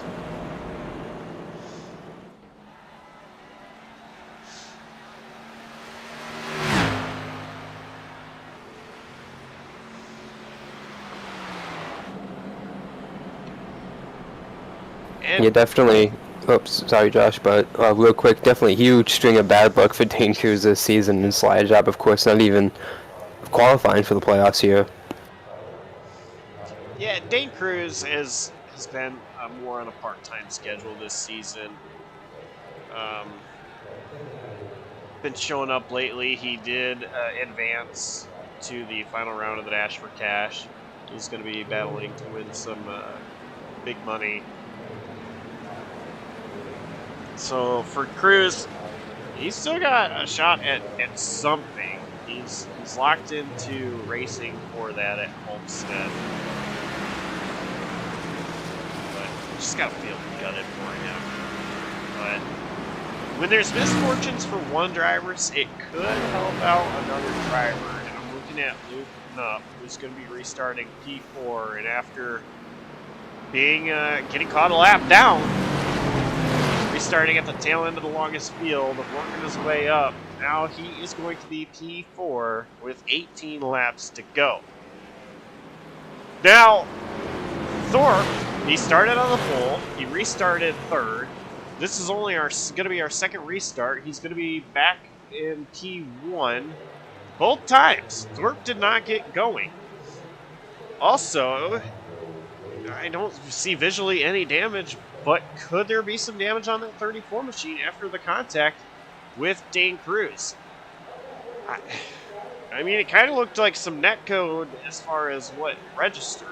There was definitely contact, no doubt about it, but I don't know. That's something else to look out for. This could very well play in Dylan Parker Luke Knupp's favor as green flag is back in the air. And Thorpe, he got a much better start that time.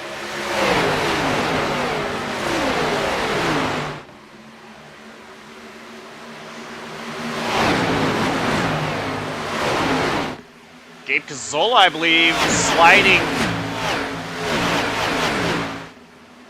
Thorpe with issues. He gets on the apron. He's going to come back up the track. So Thorpe's restart's just still haunting him tonight. So hand the lead to Dylan Parker.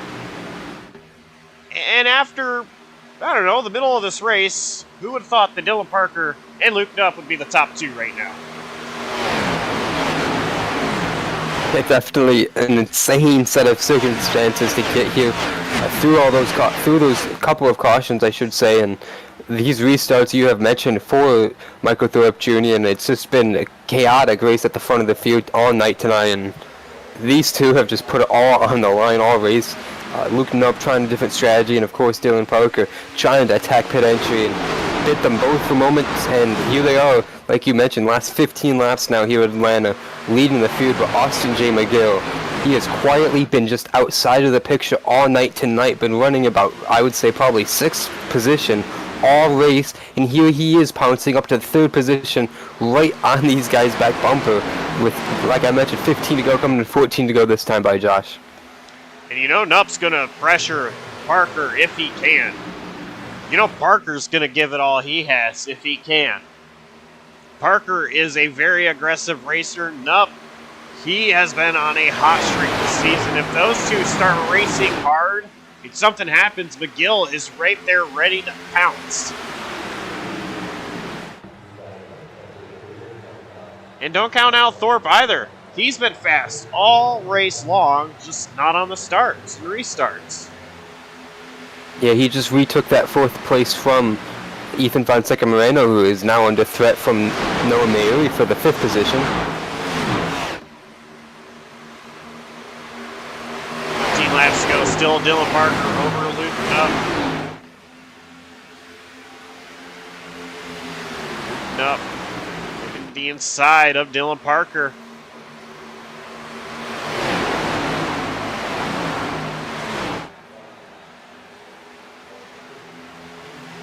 Dylan with the advantage on the outside.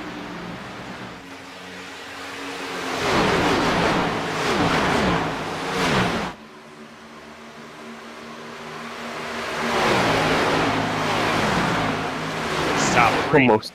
Nose to tail. Go ahead, Adam. Yeah, I was going to say the same thing. Nose to tail can't get much closer than this.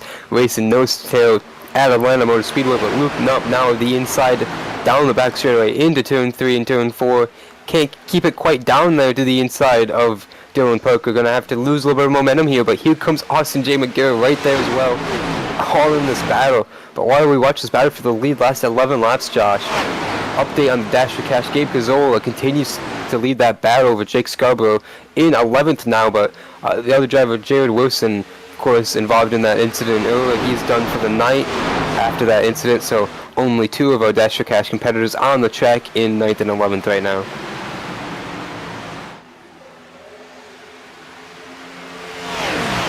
Thorpe tried going to the outside there in turn 3, Josh. Got almost too wide there from 4, but he's still pressuring Austin J. McGill for the 3rd spot. Maybe a battle, 3-car battle for 2nd here. And yeah, McGill was underneath. Nupp was not close enough to keep it there, and Thorpe looking to the inside of McGill now. They will get single file. Luke Nupp coming with a full head of steam to the back of Dylan Parker.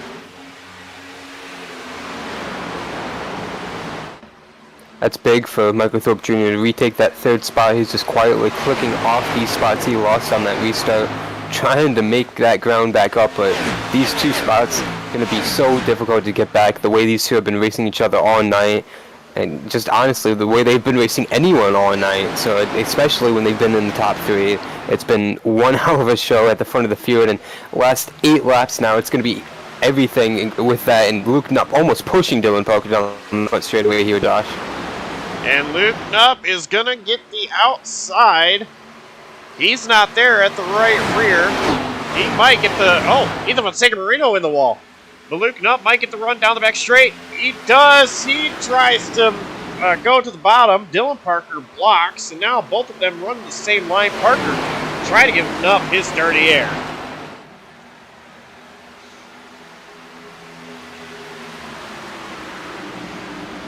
Luke's going to try everything in his power to get to the outside of that 3-car Dylan Parker, because that's where he's been his strongest. He hasn't been able to really keep on the bottom and hold his line on the exit of corners. Going to see it again here off of turn 2, I think, and Dylan knows that, and he's been protecting that higher groove.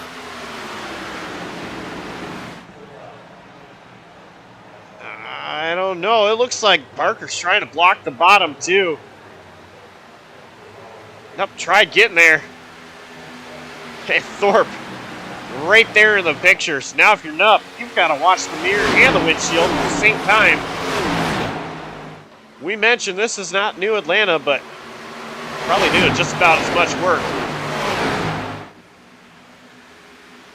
Oh, shot to the inside there. Luke Nupp with both Parker and Nupp taking the outside lane and almost worked out for Thorpe. A big moment off of two. Had to pretty much recomposure himself there down the back straightaway. He's still right here within 0.2 of a second of those. Of Luke Nupp right now in that second position, but he's going to be very close to attempt anything again here in the next 5 laps, Josh. You mentioned it, 5 laps to go here at Atlanta Motor Speedway. It has been an incredible race. Only 2 cautions so far. Luke Nupp trying to chase down Dylan Parker. Michael Thorpe Jr. right there. A battle for 4th in the background with Ethan Fonseca Marino looking to the inside of Austin J. McGill. 4 to go, and I have to say, this thing is far from over.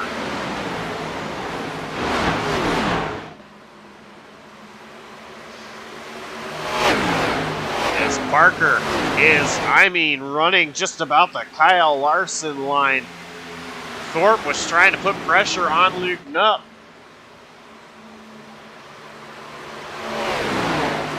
Right now, Nupp not having the speed to get back up to Dylan Parker these last couple laps. 3 to go.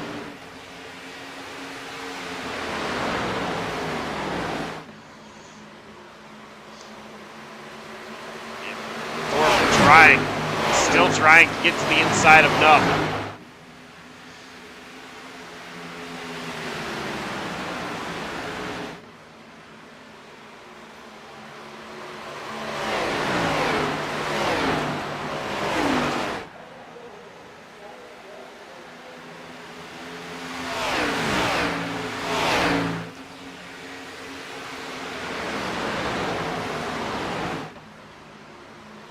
Dylan Parker, at this point, just wants to keep it green. He does not want to see the yellow.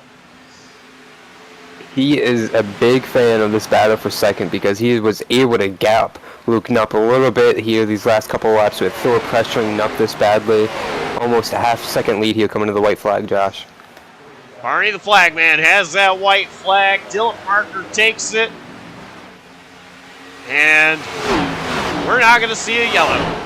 And Thorpe all over Luke Nupp. Thorpe got loose there. He's going to get to the inside of Luke Nupp. They're going to make a little bit of contact. Netcode, I believe, but still some contact. Thorpe tucks back into line. He's going to give a shot to Luke Nupp. Thorpe sideways.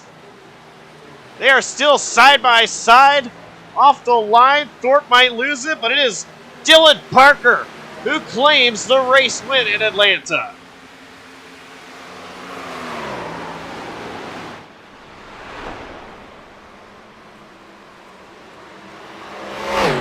And a big drift and big send into the turn 2 wall for the race winner, Dylan Parker. Somehow, some way, Michael Thorpe Jr. saved the car to finish in 3rd behind Luke Nupp, but these two, with a phenomenal battle of the line, going to continue to race side by side on the cooldown lap against each other. Thorpe's going to pull it into, well, slide into the pit road. And Dylan Parker is celebrating.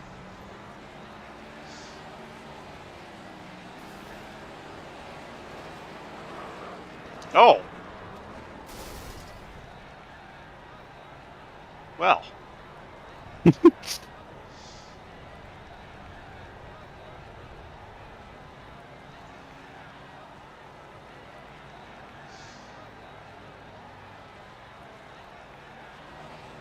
Dylan Parker showing off he's the world's best backwards driver. Sorry, Mater.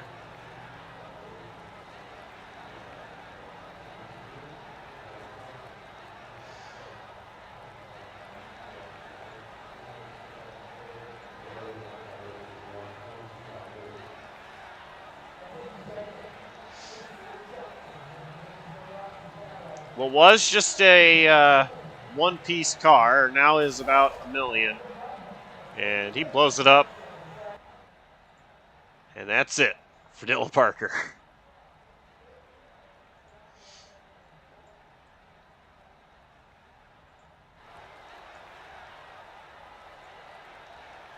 So looking at the unofficial results, Dylan Parker with the race win, Luke Nupp P2, Michael Thorpe Jr. third, Austin J. McGill fourth, Ethan Fonseca Moreno fifth, Blaine Sparling sixth, Noah Mary seventh, Jonathan Parker eighth, Gabe Cazzola ninth, and Jeffrey Armistead 10th. By the way, Gabe Cazzola also taking that Dash for Cash for the week. Doug Denise 11th, Jake Scarborough 12th, Hunter Karsten 13th, Dane Kruse ends up in 14th position after all of that. Cameron Caldwell 15th, Michael Kruger 16th, one of our playoff competitors involved in an incident later on in the race. Michael Walls 17th, Christian Pacheco 18th, Darren Roy 19th, and Brett Bennett rounds out the top 20 and our finishers on the racetrack tonight. He was 4 laps down. Jared Wilson 21st and Matthew Stotts 22nd. JT Larsh did not race.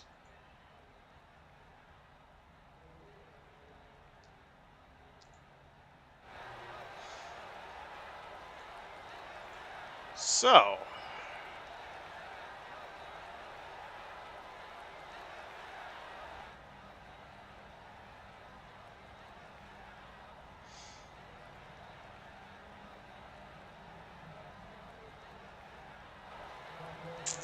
I was going to say, I just saw his name, and then he moved channel. So, okay, there he goes. I got him. And let's go ahead and bring in third place finisher, Michael Thorpe Jr. Michael, you were fast. Started on the pole. Had a little issue on the start. Actually, I want to ask you about that, because it seemed like on the initial start and then the first restart, you did not get going. What happened there? Just didn't anticipate the tires and just couldn't get on the throttle just a little bit too hard. Well, not hard enough to spin me, but just hard enough to put the real tires. It's old surface, haven't been ran on it in a long time, so just trying to get used to it a little bit. I should have been working on that during practice, but it is what it is. You had a fast car all night long. Was up front for most of the race. We had a couple of cautions that shook things up. It's just, how did things change from you or for you after those cautions? I didn't hear you there. My bad. Oh, good. How did things change for you as far as how your race was going after the cautions?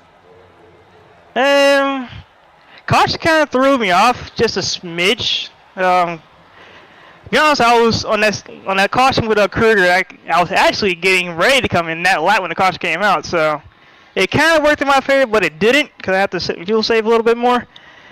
But all in all, despite the finish, I'd say it's a pretty good race.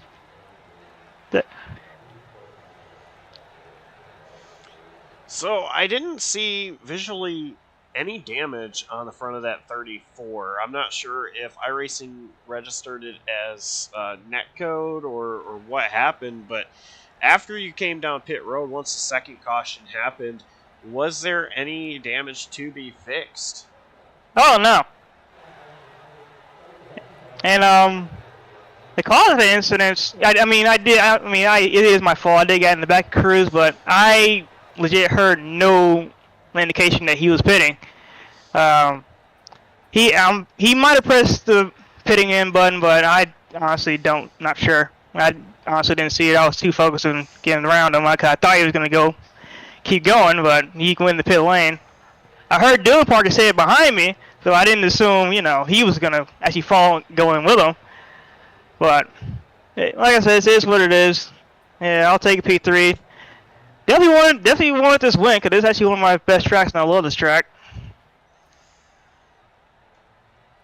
But we'll take a P3. All right, well, who gets it done for you? Who do you have to thank and shout out? Old man.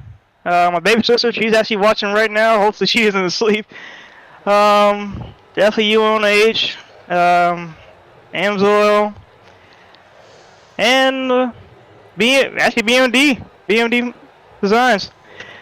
he actually made this beautiful paint scheme. It's just technically my Halloween paint scheme too for next week. So gotta definitely owe it to him. He does pretty good at these paint schemes, and definitely gotta shout out to my team. They came in clutch, kept me in the game, kept my head straight. Overall, just I think we logged some good laps and led a lot to give me a lot of bonus points to put me up a few spots in the playoffs. So still looking for that I'm still looking for that win. Very hungry for a win, as you can see. But season ain't over yet. We still got some ways to go. We still gonna fight hard. All right, great run tonight. No, it's not what you wanted, but congrats on the P3. Thanks, guys. And that was your third place finisher, Michael Thorpe Jr., driver the number 34. Adam, I believe you have caught up with our second place finisher, Luke Nutt. Hey Luke, it's Adam in the GCTV booth. You got a copy? Yeah, I got you. Thanks for the entrance music there. It was a good effort on track for you tonight. Ends up a little bit short, but I want to start off with the caution that trapped you. Lap down, you got the lucky dog, but you had to drive through the field. What was the moment in your mind when you saw that caution fly and just driving through the field after that? I was pretty disappointed because I was on Thorpe's left rear when the caution came out. Like that would have been perfect positioning. But I mean, not really. Actually, I would still have been kind of screwed. But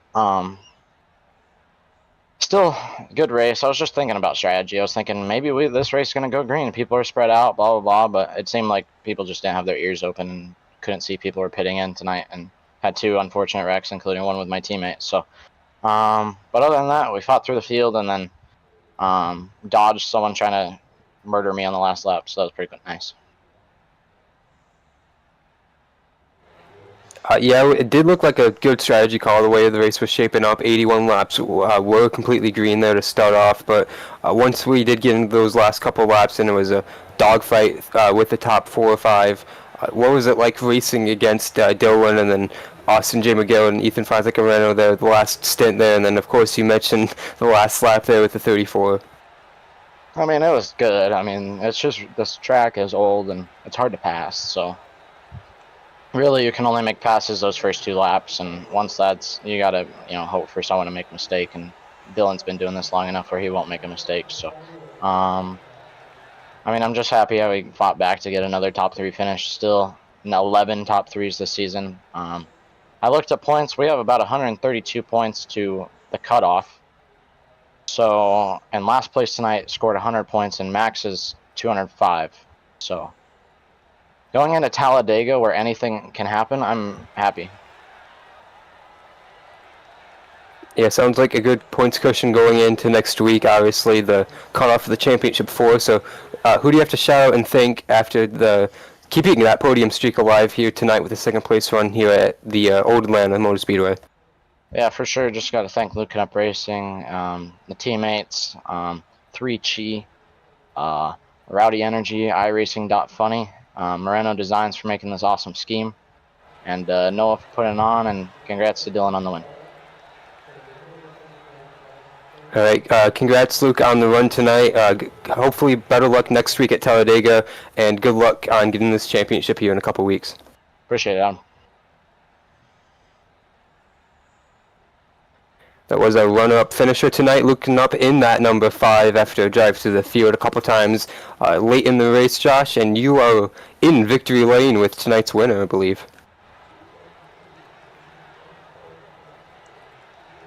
Dylan Parker, your race Hello? winner. Hey. Dylan, hey, Hey, how's it going? it's pretty good. So, yeah, I mean, just a Sunday drive there. But no, I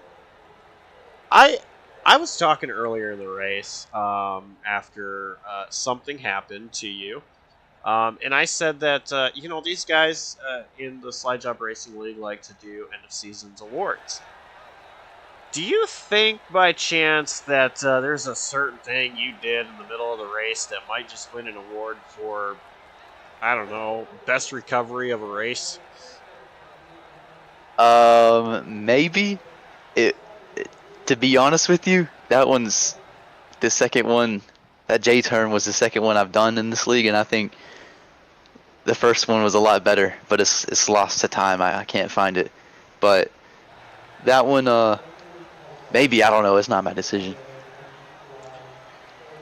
So, I mean, a mistake entering pit road. It looked like you got in too hot, slid up the tire, slid to the inside wall.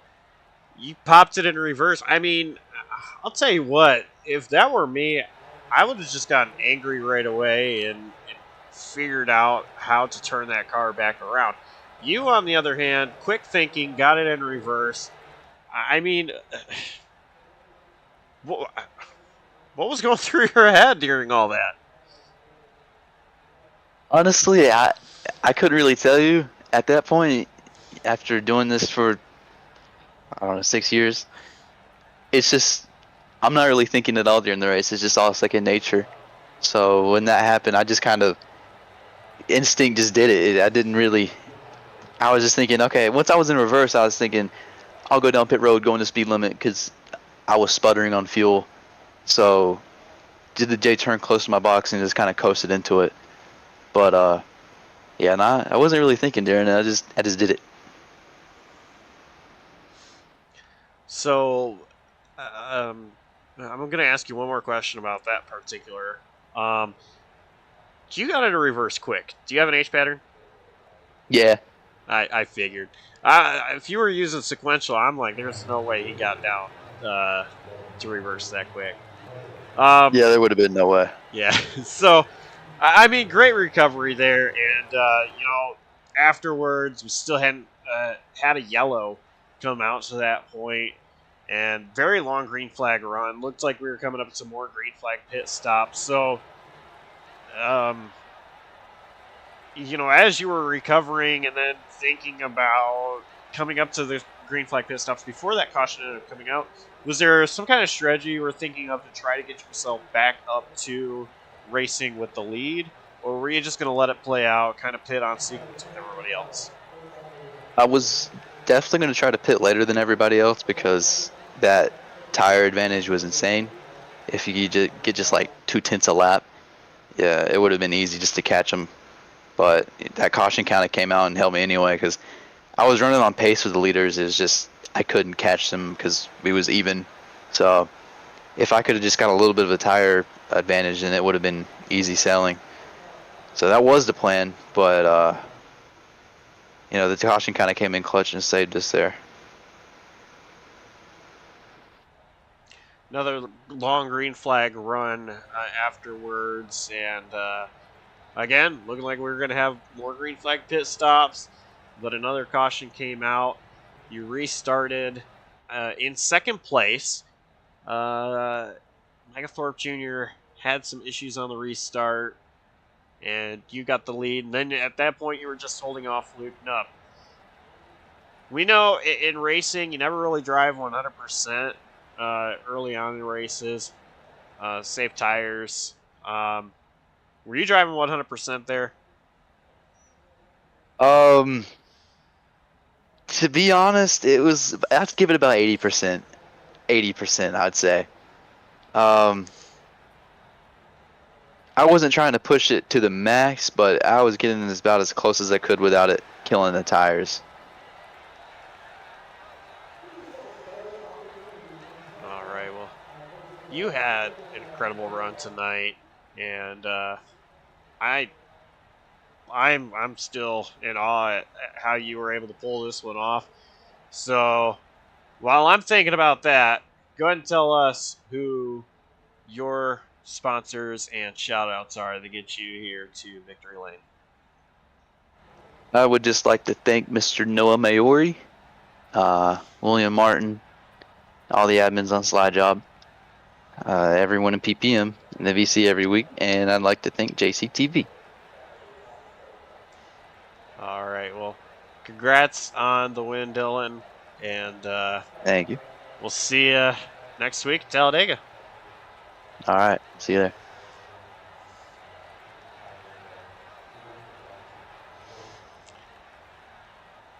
Adam, I mean, I mentioned it earlier.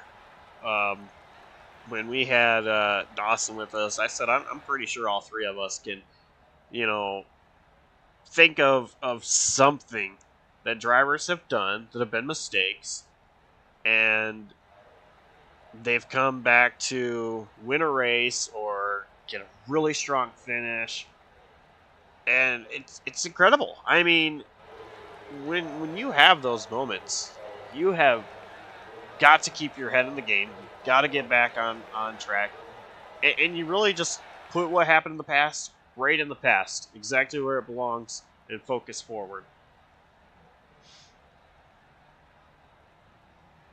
Yeah, it's a good testament of the mental stability of a driver throughout a race, because that was a definitely high pressure situation. My goodness, and for Dylan Parker, like he talked about, to get it in gear so fast with his H pattern there and just put it in reverse and just not even think about it, that is definitely impressive. Just to do it off of instinct, and that was definitely a key moment of the race, Josh. When we saw it, we knew that was going to be a key moment with how fast he was all night. But little did we know that was his race-saving decision there, just to back it up down pit lane there and really not lose a whole lot of time in the grand scheme of things, and get a little fortunate with the timing of the yellows. But that's part of the nature a lot of the times in these league races, and especially tonight after 81 green flag lap run to start off.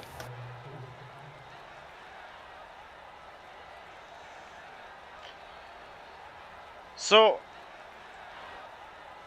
before we actually sign off, Adam, I want to talk to one more driver, and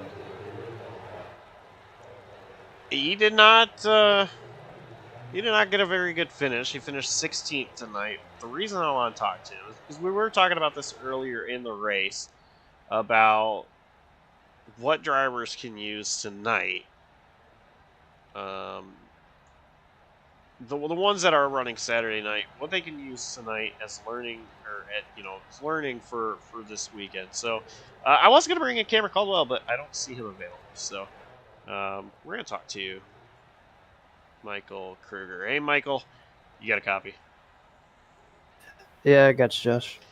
All right, so you had a pretty bummer race there for you, but really, the reason I wanted to talk to you, bring you in here, is I know you have a little bit more track time with this Atlanta Motor Speedway in the trucks, but is there anything you can use tonight to carry on over into Saturday? Now, we were talking earlier in this race about how a guy like Cameron Caldwell coming into the race to for more track time with this track. So, of course, this being the B car, the Xfinity car, and Saturday night being the truck. So, is there really anything you take away from this race to transition it to Saturday? I mean, I guess just different lines, really, on how to run the bottom, really. Like, how you can arc it out, really, on the bottom, or just be around the bottom the whole time, or really much of that, pretty much, or more or less. I mean, I guess similar to the truck setup in a way was kind of playing tight a little bit with some looseness, but I don't think the trucks would have much looseness to it. But I guess the takeaway from tonight comparing the two, it's they both kind of plow similar on long runs. It's just, I guess, just basis on how you work your tires, really, on how you work it for how you enter corners and how you exit off on them, really.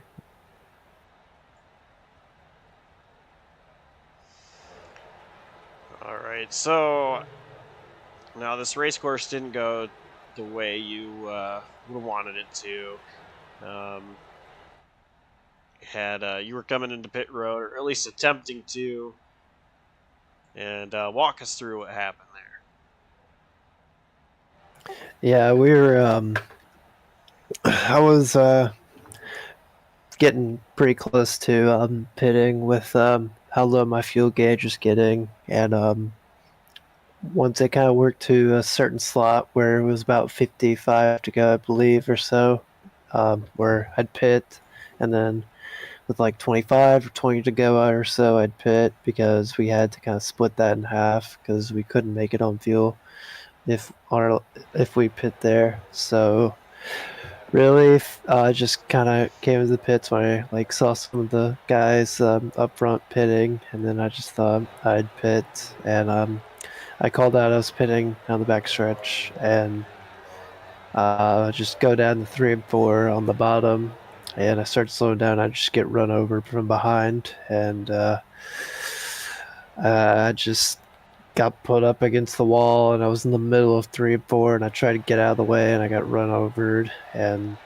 I mean, that was pretty much the end of it there. Had about 445 of damage, and pretty much was just driving a Xfinity car with no bumper and no grip and not much speed at all. After that, all I could really hope for were a bunch of yellows, but it was going to be hard to come by given how green and clean the race was. So it was pretty tough to salvage what we could, and pretty much with that incident, I thought before that we had maybe a shot, maybe just the top 10, and and it wouldn't have been too terrible of a deficit heading into Dega next week. But now with that setback, with I don't even know where we finished 16th or something, and we're now going to have to kind of get a little lucky. We're going to basically hope for a really big size field, and just got to be there at the end and hope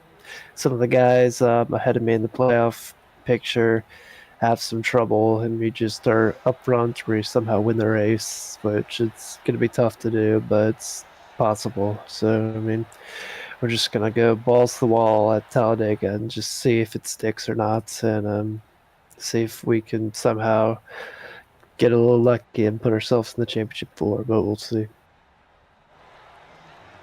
All right. Well, not the night that you wanted, but sponsor shout outs. Who gets it done for you? I mean, I just gotta thank my teammates for Circumference, Ultimate Motorsports, Brett, Jeffrey, and Cam for stopping by for tonight. No, Brett didn't have the best of nights, and he's pretty much behind the wall and needs a miracle at this point, and probably Jeffrey too, to have a shot at the championship race, or to make it. And the owner, of course, Cam, for racing tonight, making a surprise appearance. Nice to have him represent Circumference Ultimate Motorsports, and I guess also the CEO, Naomi, for putting this on for us, and the admin team for what they do in this league, and just I guess also you guys for what you do commentating this stuff Tuesday nights here. Thank you all for doing this. All right. Unfortunate result there for Michael Kruger, who brings it home 16th. So, Adam, that pretty much wraps it up from us here at Atlanta. But what a race we saw. Absolutely. Like we said, pretty much all night, it was a very, very fun battle there for those really top five most of the night, and had all kinds of drama throughout the field most of the race, even though, well, like I keep mentioning, we had that long green flag run, and those pit cycles were very dramatic, and it was just classic Atlanta racing, and I don't know what much more you can ask when you go to a place like Atlanta '08. We had almost a little bit of everything, and I think it was a good precursor for what we're going to see this Saturday at the same track, but it's just setting up for a lot more twists and turns next week at Talladega for the cutoff race here in Slide Job. There's plenty more action coming up on JCTV Thursday night. The Sac Coast Coast Cup Series heads to the Chicago Street Course. And I'm telling you, if there's not trouble in turn 6, it's probably because we don't have Mike Bagley to call it out. But looking forward to that one. It's going to be the first time that we've actually had it on JCTV. I think it's going to be a fun race. And Saturday night, we're here in Atlanta Motor Speedway. So still plenty of action coming up. Of course, next Tuesday, as mentioned, Slide Job Racing League heads to Talladega. So that's going to do it from us here tonight. Thank you to all the admins and all the drivers for putting this on. Fans watching at home, Dawson Allen for joining us before going to work. And on behalf of everybody, Adam Kuhn and the entire outstanding crew at JCTV, I'm Josh Coppernoll signing off, saying so long, and we'll see you next time.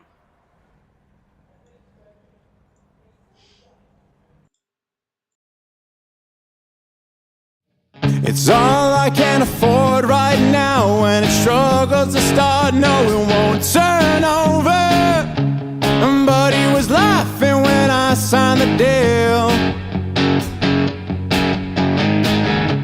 The distance between point A and the end of the day, it feels like forever.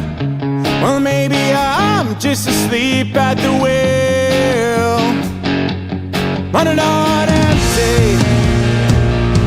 Gas ain't cheap, can't change the tail light.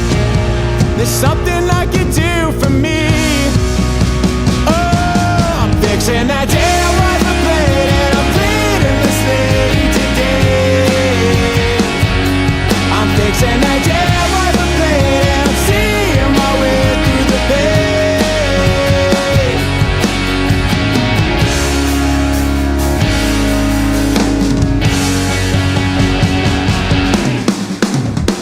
I'm not mechanically inclined to know that I've got a flat while it drags to the shoulder. It's hard enough to keep my eyes on the road, and not sure if the gear's gonna hold. It's starting to smoke, but I can't pull over. Left foot on the gas and I'm almost home, running on empty. Caffeine dreams, can't change the station, but there's something I can do for me. Oh, I'm fixing that damn wiper blade, and I'm bleeding this lady today. I'm fixing that damn wiper blade, and I'm seeing my way through the pain. I'll do it myself, don't need no one else. Sick and tired of always asking for help. I'm fixing that damn wiper blade, and I'm bleeding my soul up the rain.